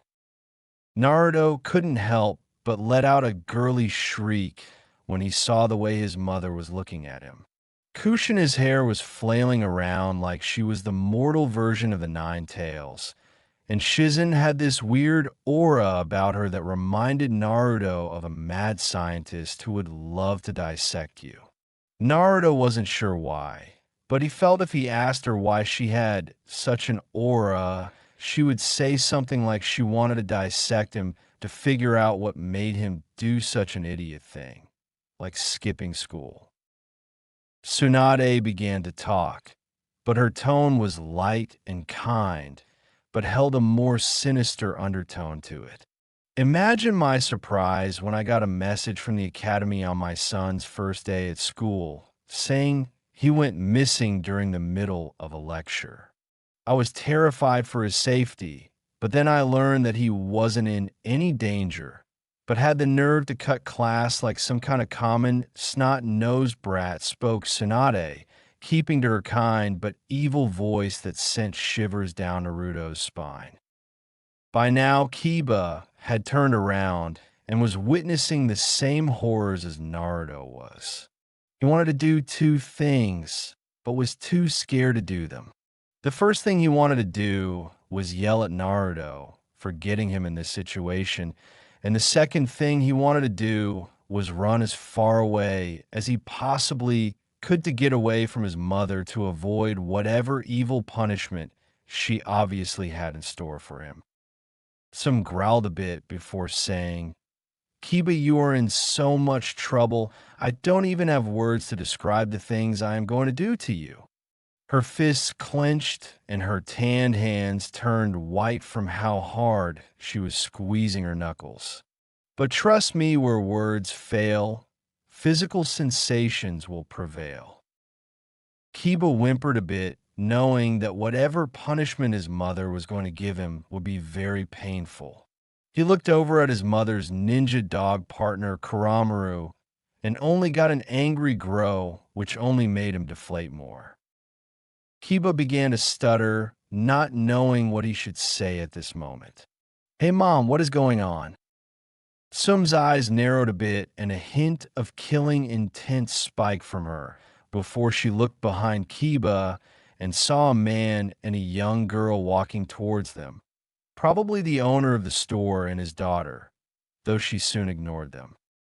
"I was called to the academy to talk about you. And when I got there, I found out you had skipped class. Congrats, by the way, you are now the second youngest person to ever skip the academy in its history," spoke Sum with an angry growl. "When I got there, I ran into Lady Tsunade, who was there along with Lady Kushina, as well as Lady Shizune for the same reason as me, though it was for Naruto over there. I hope you are proud of yourself, Naruto. You're now the youngest member to enter the academy and then skip it," spoke Tsunade as her fist clenched a bit, causing a disturbing sound in the restaurant. "What do you have to say about this?" Naruto was in a bind, but then he said something that he probably shouldn't have. "I don't know, I got hungry, so I decided to go get some ramen. I guess the part of me that is my dad started to show itself," spoke Naruto, but then gulped when that savage look entered his mother's eyes. "Oh no, there's no way." But that was as far as Tsunade got before Kushina squeaked and rushed past her. To Tsunade's annoyance, she watched as Kushina started to cuddle the boy she was about to punish with the wrath only an angry mother knew. "Oh, you are so sweet, Naruto-chan," spoke Kushina as she rushed forward and grabbed Naruto. She quickly picked him up and started to blabber on about this and that. "I remember when your father and I used to come here and have eating competition to see who could eat the most ramen. Good times." Naruto saw Tucci in the background throwing up peace signs with a big smile on his face. He stopped when his daughter bopped him on his head, though. In a moment of clairvoyance, Naruto came up with a great idea on how to save his and his new friend's hides. He looked over at Kushina, who was still talking about the time she and her brother ate so much ramen that they threw up and noodles actually came out of their noses. "Hey, Kushina-nichan, could you tell me about my dad?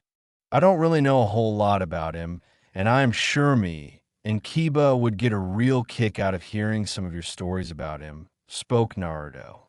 Like a light switch, Kushina grabbed hold of him with one hand, and then Kiba with the other before walking off with him. She had a big grin on her face as she began to tell them about this and that or other things that she and her brother had done. Kushina, Naruto, and Kiba eventually were out of sight, but the rest were looking a bit olishly at what had just happened. After the shock wore off, everyone was thinking the same thing. That sneaky brat. They realized Naruto had used Kushina's brother as a way to get him and his friend away from their angry parents. This meant they had time to cool down, and their punishment would be reduced greatly. "That little brat using Kushina as a scapegoat," grumbled Tsunade as she sat down at the bar and let out a sigh. "When he gets home, I'm going to give him a long talking to and straighten him out. My granduncle Tobarama Senju didn't have the academy created to have Senju making a mockery of it. Yes, but you have to admit it was genius. The boy used what he had on hand and his quick wits to get away from a dangerous situation. That is a good skill to have when you're a ninja," spoke Shizune as she sat down on one of the stools next to her teacher. "Yeah, and he was clever enough to escape with my son as well." That boy has a lot of potential as a shinobi. I will give him that, spoke Sum as she looked behind her and saw a glass of water. She grabbed it and smelled the rim of the glass. Detecting it was her son's scent and not some stranger, she felt it was okay to drink and did. I wonder how strong he is. Some took a quick glance towards Shizun and Tsunade, who both avoided her gaze. But their reactions said much even if they didn't. Yeah, I guess you're right, spoke Tsunade as she let off a deep sigh. I guess I could let him off this one time. I haven't ever had a problem with Naruto before, though he was always a free spirit, so I shouldn't come down so hard on him for his first offense. I don't know, Lady Tsunade. Naruto is almost always doing something, so for him to have to sit down all day in a classroom listening to someone lecture could be really hard for him. I suspect this may become a continuous thing, spoke Shizen, giving her own insight. I only hope that nobody gets angry with him over it, though I'm sure they won't do anything drastic. Could you imagine how embarrassed I would be if Naruto was held back because he missed too many days at the academy? I know right now I'm not going to let that happen. Even if I have to tie him to his desk with ninja wire, spoke Tsunade as she fist pumped the air with a determined look on her face. Kiba is a wild one as well, so I hope he doesn't get Naruto in any trouble either, spoke Sum as she took another sip of Kiba's water. He needs to grow up quick, though, or all of the ninja dogs will reject him, feeling he is an unworthy master. Tsunade seemed to ponder what Sum said for a minute before saying, while I like it when Naruto acts serious when it is important, I don't want him growing up too quickly. He is my little baby boy, and I want to keep him with me for a bit longer. Tsunade had a serene look on her face after she said this. Some nodded her head a bit. Yeah, but maybe all of that idiotic behavior could be toned down a bit. Spoke some before she let loose a chuckle that both Tsunade and Shizen joined in on. Well, it has been fun talking to you, Lady Tsum, but Shizun and I have to go. If you want, Kiba can stay with us for the night. It will be Naruto's first sleep over, spoke Tsunade, causing Tsum to smile. All right, sounds good, but none of that lady stuff. You can just call me Tsum, spoke Tsum as she shook Tsunade's hand. Same here, spoke Tsunade. She went to walk away, but then someone tapped on her shoulders. When she turned around, she saw the ramen stand man handing her a piece of paper with a giant number on it that she had no idea what it was for. What is this?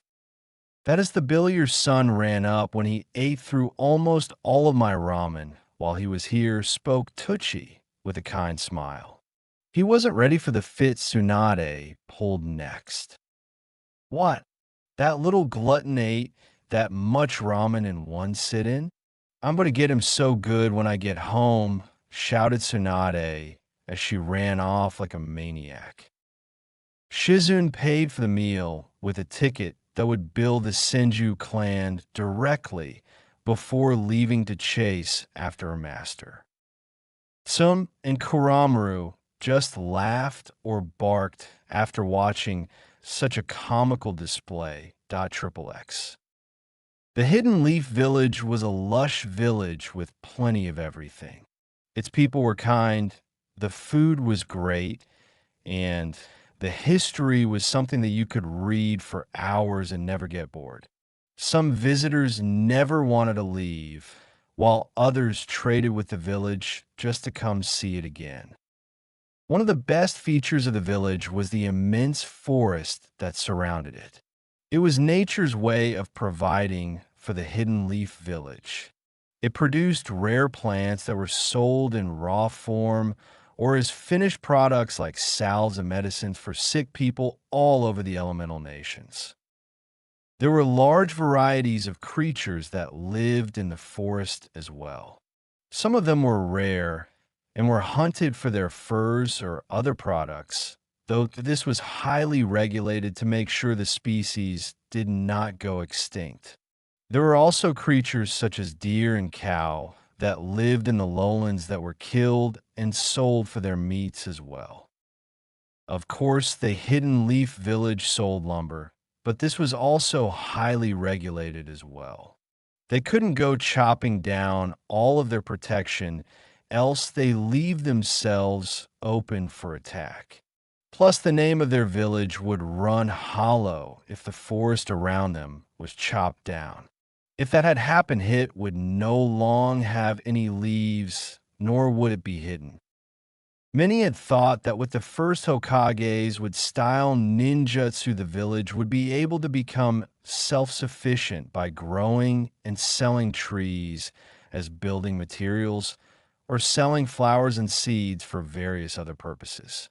These people have been highly disappointed when the first Hokage's children showed no aptitude for their father's Kekkei Genkai, leaving the village to find other ways to produce money outside of their ninja jobs. The forest around the Hidden Leaf Village was one of the reasons that Konoha was as strong as it was. It produced more goods, therefore it didn't need to buy as much. And because they regulated everything so well, the forest, which gave them their resources, continued to give them more and more.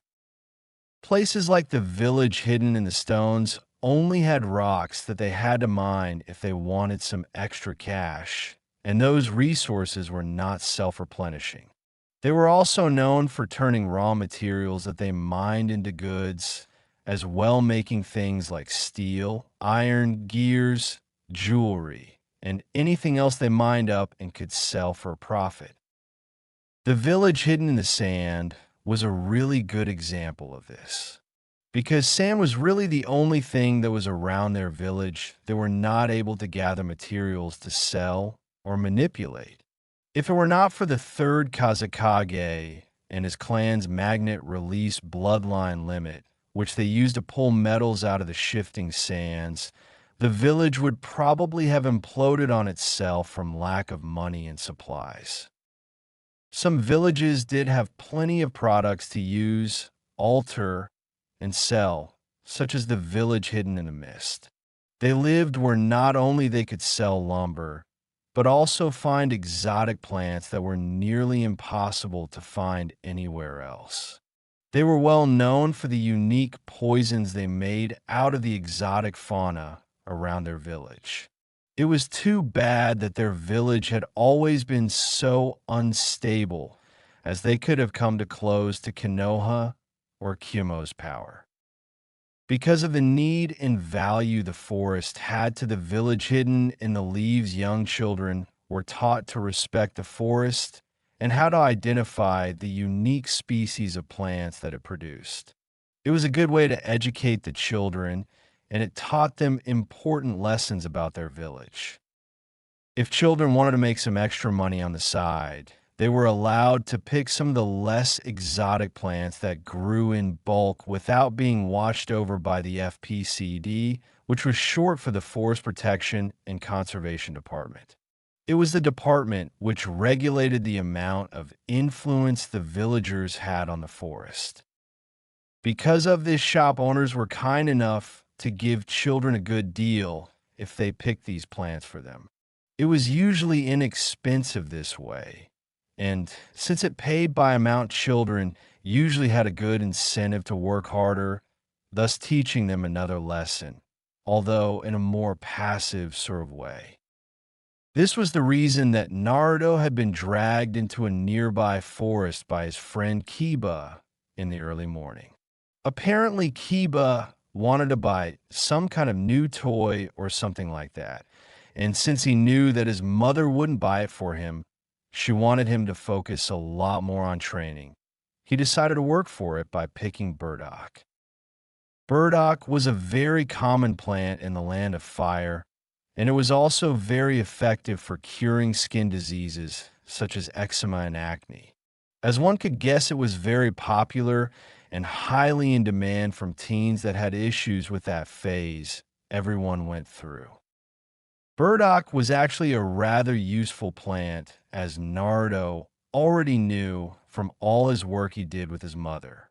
She had taught him how to make salves that would increase the boy's natural healing rate for a moment, salves that took the sting out of burns, and many other salves that made use of the burdock plant. Naruto was cursing his friend from taking him out of his clan's clan house in the village so early in the morning.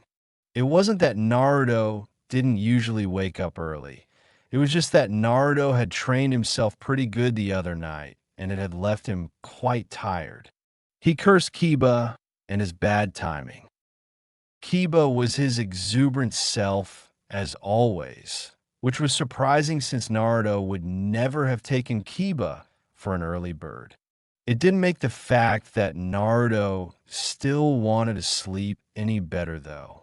Naruto's head would bobble back and forth on his head as he moved through the forest, but his mind could never wander off to dreamland with Kiba's incisive talking.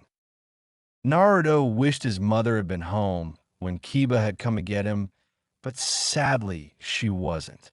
She had gone to the land of salt to help with miners' problems that had sprung up. Naruto remembered her talking about how idiots shouldn't apply salt to everything that they ate, and she wouldn't have to leave her baby or something like that. It wasn't new for Naruto's mother to leave the house and go do whatever it was that she needed to do on the village's behalf. She had done so many times while Naruto was growing up, though she was never gone for more than 3 or 4 days and never went on another mission for at least 2 weeks. What Naruto wasn't used to was being alone. He had always had someone, be it Shizen, Kushina, or his mother there at home waiting on him, teaching him something new, or just playing with him whenever the mood struck him. At the moment, his house was empty, and if he was honest, he didn't like it in the least. His self-proclaimed sister Shizune had been sent on a mission with an ANBU team as the unit's medical ninja. Medical ninja were not on every unit, even though Naruto's mother believed that they should be. But for ninja like ANBU, they were usually taken along in case the worst may happen. After all, the ANBU were known for delivering important information, and if one of them fell, they would need someone to heal them so that they could complete their mission. His other self-proclaimed sister Kushina was also out with the ANBU as well, though in her case, she was actually leading the ANBU team. Her skills were some of the best in the village, and even though she loved playing and hanging out with Naruto, she was still a ninja, so she still had to perform her ninja duties. Naruto didn't know where Kushina was, but she had promised him that wherever she was going, for whatever reason, she would come back to him alive. Naruto wasn't a worrywart like some people, namely his mother, but he wasn't immune to worrying. He hated the thought of losing someone close to him and never wanted to experience the pain of loss. It hurt him to think about the father that he never even meet. He couldn't imagine what it would be like to lose someone that he was close to. At the moment, Naruto's house was empty, and it would be for the next few days at least, so Naruto would just have to get over his loneliness if he wanted to keep up his upbeat attitude. But still, he thought about how hollow his house felt when he woke up and Shizen was cooking them all breakfast with his mother and Kushina trying to help, but only making things 10 times worse. "Hey man, you alright?" Naruto's attention snapped back to reality as he looked forward and saw the curious look on Kiba's face as he stared at him. Naruto looked around and realized that they were still in the forest. Kiba had one of those braided baskets on his back full of burdock, and Naruto could tell that the one on his back had gotten heavier while he was still caught up in thought. "Yeah, sorry, I was thinking about some stuff, spoke Naruto as he let out an audible yawn that he tried to cover up with his hand, but it was pointless in the end. He was still tired from being up so early, and he hadn't even eaten anything yet. Kiba was wearing his civilian clothes, as they were dubbed by most in the village. Civilian clothing was basically what people wore that served no real purpose other than fashion, or just was not applicable in the ninja world. Kiba wasn't wearing his mesh armor under his white shirt, and his pouch that held all of his ninja supplies was nowhere to be seen. He didn't have on any bandages, and Naruto was sure that his one-latch sandals were not made for silent movement. It became even more apparent when the shirt that Kiba was wearing had the symbol for band on the front of it. Yeah, real subtle. Naruto couldn't talk much either, though, given that he too was wearing basically all civilian clothing with an exception or two. He was wearing an ordinary black shirt, though there was mesh armor underneath it and regular dark green cargo pants. He didn't own any of those comfort sandals like Kiba had on, but he did own some that were made for medical ninja who were just going to be walking around the hospital, which he was now wearing. Around his neck was his great-grandfather's blue necklace that had always been cool to the touch. "What is that you so messed up that you're spacing out while we were sneaking around possibly hostile territory?" spoke Kiba as he looked about all dramatically. It made Naruto sigh, though his smile was still evident on his face as he watched Kiba move about acting like he was some kind of super cool ninja. "I would have left you behind if we were in enemy territory," spoke Naruto in such a casual tone as he walked off from Kiba that it had made Kiba do a double take. His face was priceless, but Naruto couldn't laugh, or else the joke would have ended way too soon. "Hey, you jerk, that's messed up," shouted Kiba as he ran after Naruto. The entire time he ran, his sandals smacked the bottom of his feet, repeatedly causing popping noises that echo throughout the forest. You couldn't leave your friend behind enemy lines. That goes against Konoha's policy. Dying goes against my natural instincts, so I guess they will just have to understand, spoke Naruto as he looked around. In the distance, he saw a plant growing up behind a large bush with some spiky-looking leaves on it. "You jerk. When I become a great and powerful ninja, you're going to wish that you hadn't said that," spoke Kiba with a pout on his face. His arms were crossed, and his lips were poked out in a cute-to-a-woman kind of way. Naruto thought that the only thing he was missing was a small puppy on his shoulder with those big, droopy eyes that they had to complete the image. "Huh. You a great ninja, please," spoke Naruto in a sarcastic tone that had no real negativity in it. Naruto leaned over and picked the plant that had been growing behind the bush and smiled, seeing that it was the plant that they were walking around collecting. Kiba went on a bit more of a rant calling Naruto childish names, while Naruto made childish jokes about Kiba and Sun and so forth. Triple X. The Hokage Tower had been made by the first Hokage Hashirama Senju right after the treaty between the Uchiha and the Senju had been finalized. It stood as a pillar of justice and pride for their village, as it had been the place that Kage after Kage had sat down to do business that had affected the village in countless ways. Currently, the third Hokage was the one occupying the seat in the Hokage Tower, but he was not the latest Hokage.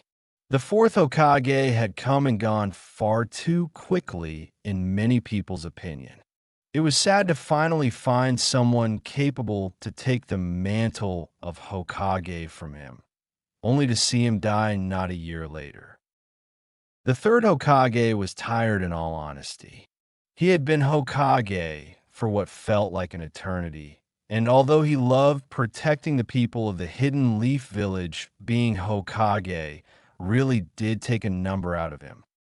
He had seen so much as both a Hokage and as a shinobi that all he wanted to do was rest. He had been Hokage through the end of the Second Shinobi World War and the entire part of the Third Shinobi World War. He had seen men dying in the most brutal fashion and had also the unpleasant duty to be the one who sent men up to their deaths. It was a job that would have crushed lesser men, but not him.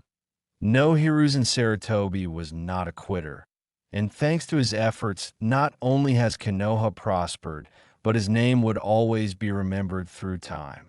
It was a great feeling, but like all things, it had to come to an end. Currently, the Hokage was sitting at his desk puffing on his pipe that he had gotten from his late wife before she had passed away. He missed her greatly, but when he smoked tobacco that had been grown by his clan, the Sarutobi clan, out of the pipe that his late wife had made for him, Hiruzen somehow felt at ease. The tobacco that the Sarutobi clan grew and cultivated was also a highly sought-after product that helped pay for Konoha's bills. It was a special tobacco that the Sarutobi clan had created themselves that did not have the adverse effects of things like lung cancer that other tobaccos had. And for this reason, the Sarutobi clan had to watch out for thieves who would try and seal their seeds to make their own products. Like the Sarutobi clan, all of the clans, and Ninja of the Leaf did their part to support Konoha. The low-level ninja did missions around the village to keep it in the best shape that they could, even if they hated it. The various clans made and sold things or performed specific actions that brought them and the village much more income. The Jonin and Chunin paid a small percentage of their paycheck to the village, all in order to keep Konoha in top condition. These implements had been created by the second Hokage as he felt the shinobi lifestyle would one day grow too much for commoners like civilians to live around, and thus came up with these ideas to allow Konoha to be self-sufficient in case the civilians left. It was a wise move, but so far the civilians seemed happy and content with no sign of a mass exodus in sight. For some reason, the Hokage had been feeling antsy. It was like he was waiting for something to happen, but he had no idea what it was he was waiting for. He knew that it was pointless to think about it, since no human could look into the future and predict future events, no matter how much the Uchiha and Hyuga said otherwise. But still, it felt like something that his attention should be on. He hadn't felt like this since the beginnings of the Third Shinobi World War, and that was what worried him the most. The thought that another war would break out and force the happy and content people of his village to start rationing supplies and kissing loved ones before they left for a battlefield somewhere was horrifying, but not something he had the power to stop. As the Hokage mused to himself, he heard a low humming sound. At first it was faint, but gradually it continued to grow and grow like a bee that had started flying directly towards your ear. You could hear its wings fluttering a bit at a distance, but when it was right next to your ear, it sounded like someone was rapidly beating on a Congo drum. "What is that sound?" spoke the Hokage as he put his pipe down and started to look around his office. He noticed that the A and B were looking at him oddly, but he ignored them and continued to search his office. At first he feared it was a sneak attack, possibly an assassination attempt, but after a few seconds he realized it wasn't, so he continued. "Lord Hokage, do you need help looking for something?" asked a rat-masked Yenbyu ninja from the shadows. He had been watching the Hokage and felt that it might be possible the old man was losing his mind. If you drop something, then I would happily get it for you. The Hokage looked over at the rat-masked ANBU and shook his head. No, Rat, it isn't that I dropped something, but I just keep hearing this incessant humming sound, and it seems like it is getting louder, spoke the Hokage. I was just curious as to what it was. Another ANBU began to speak. This time, it was a frog-masked ANBU. I don't hear anything, Hokage-sama. Are you sure you are not lightheaded? Spoke the frog Yinbiyu, knowing how the Hokage loved to puff his pipe. You were smoking quite a bit of tobacco earlier. The Hokage had the decency to blush, knowing that it was true, but he was sure that his hearing wasn't going out. He had some of the best hearing in the village, so just a bit of smoke shouldn't be enough to mess that up. No, frog, I am sure that there is a humming sound, spoke the Hokage as he sat back down. He was starting to get anxious, not knowing what that sound was, but took a few deep breaths to calm his nerves. I think I hear it now, spoke the rat-masked ANBU as he started to move his head back and forth. What could be making such a noise that we can't find it? Maybe because it is not in the office, but outside, spoke the frog-masked ANBU as he pointed out of the window. I think we may be in trouble, Hokage-sama. The Hokage raised an eyebrow when he heard his ANBU say that, but when he turned around, his face went white as the blood left it. He couldn't believe what he was seeing, and even did a double take hoping that he had been hallucinating. Up in the sky was dozens of flying devices that looked like humans were connected to the bottom of them. There were some larger ones, but there were only 2 of them out of all the flying devices. The worst part of all of it was the forehead protectors that were on the shinobi's heads that were flying around. Damn, it is the land of Sky's ninja, spoke the Hokage as he stood up and got closer to the large window at the back of the Hokage's office. He placed his hands on the wooden railings and gripped them harshly, causing his knuckles to go white and the wood to squeak and groan under the Hokage's powerful grip. Not many shinobi remembered the ninja of the Land of Sky. It had been a short war in which the second Hokage easily won when a new nation and its shinobi threatened the power of the 5 great nations and attempted to conquer the world. They had believed themselves superiors to all others, and soon were proven how wrong they were. They had attacked the Land of Fire thinking that it would be their first conquest, but were stopped on the nation's border. It was an embarrassing defeat on the Sky Ninja's part, for they quickly lost not only the power source of their flying village, but also many of them were put to the sword for trying to invade the Land of Fire. Only a few hands full of Sky Ninja had been able to escape alongside their royalty. Someone called the Sky Emperor, though where they had gone or what they did afterwards was a mystery. The third had just assumed they had broken up into smaller groups or had settled down to become regular Joes, but it seemed he had been wrong. ANBU put the village on high alert, code 3, shouted the Hokage as he jumped out of the window to begin organizing his shinobi for a counterattack. He knew that they wouldn't be able to stop the Sky Ninja from attacking, but he was sure that they would be able to prevent any more damage than necessary from being brought upon the village. Yes, sir, shouted the frog-masked ANBU as he jumped out of another window, flagged by 2 of ANBU as he raced across the rooftops toward the ANBU headquarters. The other ANBU who had been in the Hokage's office ran to the top of the tower. When he got to the top, he entered what was known as a command center and started to shuffle through all of the buttons and levers that were inside of the room.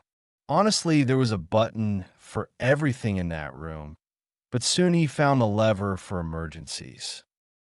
There were over 100 emergency levers, and all of them were for something completely different. One of them was for if the village had caught fire and was to alert everyone to either help prevent the fire from continuing or to get the hell out of the way. Others were for natural disasters such as earthquakes, tornadoes, etc. It was only when he started looking at the bottom levers did he realize the one he was looking for. At the bottom, there were 4 levers, all for in case they were invaded. Code 1 was if enemy ninja had broken into the village. Code 2 was for if a large group of shinobi or one powerful S-ranked shinobi broke into the leaf. Code 3 was for when they were invaded by an enemy army. And Code 4 was for if they were invaded by multiple enemy armies. The Ambu ninja was thanking the gods that he didn't have to pull lever 4 and quickly grab hold of lever 3. With a hard push and some pulling, he was able to push the stiff lever over to the other side, causing the words Code 3 to go from a soothing green color to an eerie red color. Instantly, a loud alarm started to go off all thought the village, causing villagers and shinobi alike to look towards the Hokage's tower. The shinobi knew what that alarm meant, and soon they were beginning to order civilians to head for safety, and that Genin should make sure that they all got there safely. The Chunin helped the Genin, and the Jonin went to find the Hokage. Triple X. Up in the skies over the village, hidden in the leaves, was a large group of shinobi flying on machines that allowed them great mobility in the air, though not good enough to use ninjutsu. They had already compensated for this, though, with what they liked to call kunai guns. It was sad for a shinobi to use, but they did what they felt they had to do. One of the leaders of the attack looked out towards the Leaf Village and saw many of the shinobi jumping around with the civilians who looked like ants from so high above scrambling around. He instantly knew that they had been spotted, and even if he hadn't seen what he had seen, that alarm would have given them away anyways. This is Blue Team to Squad 5 to you copy. Over spoke the commander into his headpiece as he and his men flew closer and closer to the Hidden Leaf Village. This is Squad 5. We read you loud and clear. What is your status? Over spoke the man on the other end. He was the head of the intel unit back on the carrier and also one of the men who gave the general's commands. The Hidden Leaf Village seems to have spotted us. We believe that they will attempt a counterattack, but do not believe that they will have time to set up effective measurements to defend themselves. Requesting a decision on what we should do, over spoke the commander as he and his men continued to get closer and closer to the Hidden Leaf Village. He felt like a bird of prey closing in on his prey. There was some static for a moment, but then Squad 5 came back online. I just spoke with the general. He wants you to do a quick sweep while dropping as many paper bombs as possible before circling back around to use the kunai guns. Over spoke Squad 5. Roger, that will proceed with the bombing. Over spoke the leader. Blue Team, listen up. We're going to attack them fast and hard, giving them no way to defend themselves, then circle back around to pick off the stragglers. Over spoke the captain as he grabbed his kunai gun and did a dive bomb maneuver toward the Hidden Leaf Village. Yes, sir. Over shouted his men, and they followed his example and dive bombed down towards the village hidden in the leaves with evil intents in their hearts. Triple X. Naruto and Kiba were still walking around the forest, looking for more sellable plants. They had been out all day, and honestly, Naruto was starting to get bored. It wasn't that he didn't like nature, He loved it, in fact. It was just picking the same plan again and again for hours, without stopping, was not his cup of tea. He had tried to get Kiba to show him the puppies that his clan raised and looked after, but Kiba had refused with a huff. Naruto had been curious as to why his friend didn't want to go play with the puppies, but soon found out that Kiba was really trying to avoid his family at the moment. Kiba had went on a long spill about his mom, was always hounding him to train more, to practice his jutsu more often, to try and heighten his senses, which Naruto thought sounded fun, but Kiba didn't. He seemed to be tired of his mom trying to cram training down his throat, and had begun to rebel against doing it recently. Kiba was also trying to avoid his sister, since to him she was a major pain in the butt. Apparently his sister liked to tease him all the time, and enjoyed messing with him, something that Naruto didn't understand because he didn't have siblings. But in the end, after hearing about how Kiba and his sister Hana were always at odds with each other, he was kind of happy to be an only child. As they walked through the forest, Naruto felt a shiver run up his spine.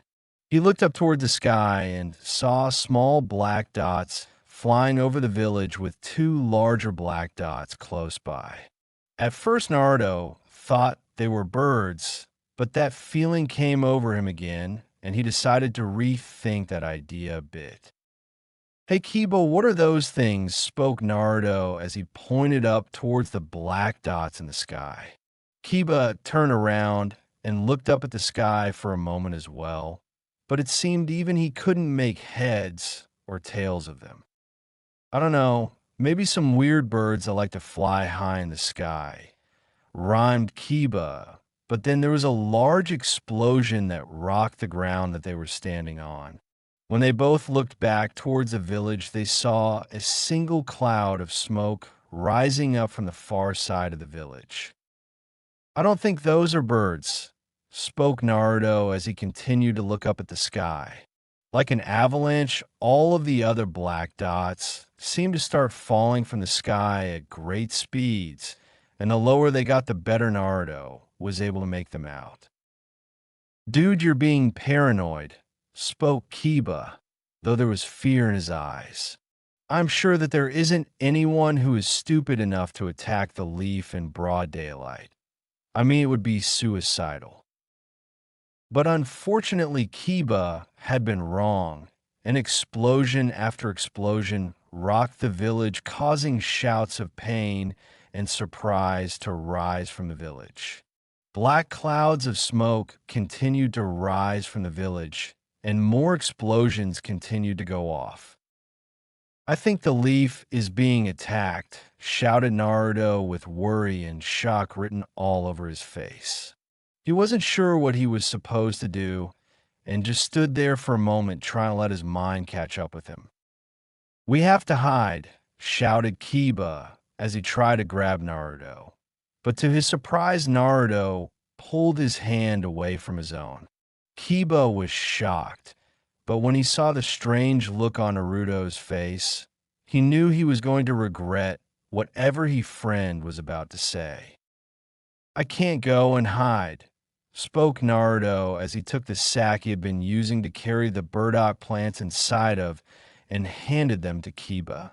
"I made an oath, and I'm going to stick to it." "Dude, are you crazy? Look at that, we would die if we ran into a place like that," shouted Kiba, trying to jar some sense into his friend. "Beside, what are you talking about? What oath are you talking about? And why did you take it?" "I am a medic, and I took an oath that I would always do my best to ensure the health and life of my people. I cannot abandon them," spoke Naruto, though it was clear he was scared. "Kiba, take my bag and hide in the woods until the fighting is over. I will go help the leaf in the meantime." Kiba tried to stop his friend again, but Naruto was already gone, only leaving behind a few leaves. Kiba cursed himself for being so weak and not being able to help, but he knew that there was nothing he could do about it now. So he grabbed his friend's bag and ran into the forest to wait out the battle.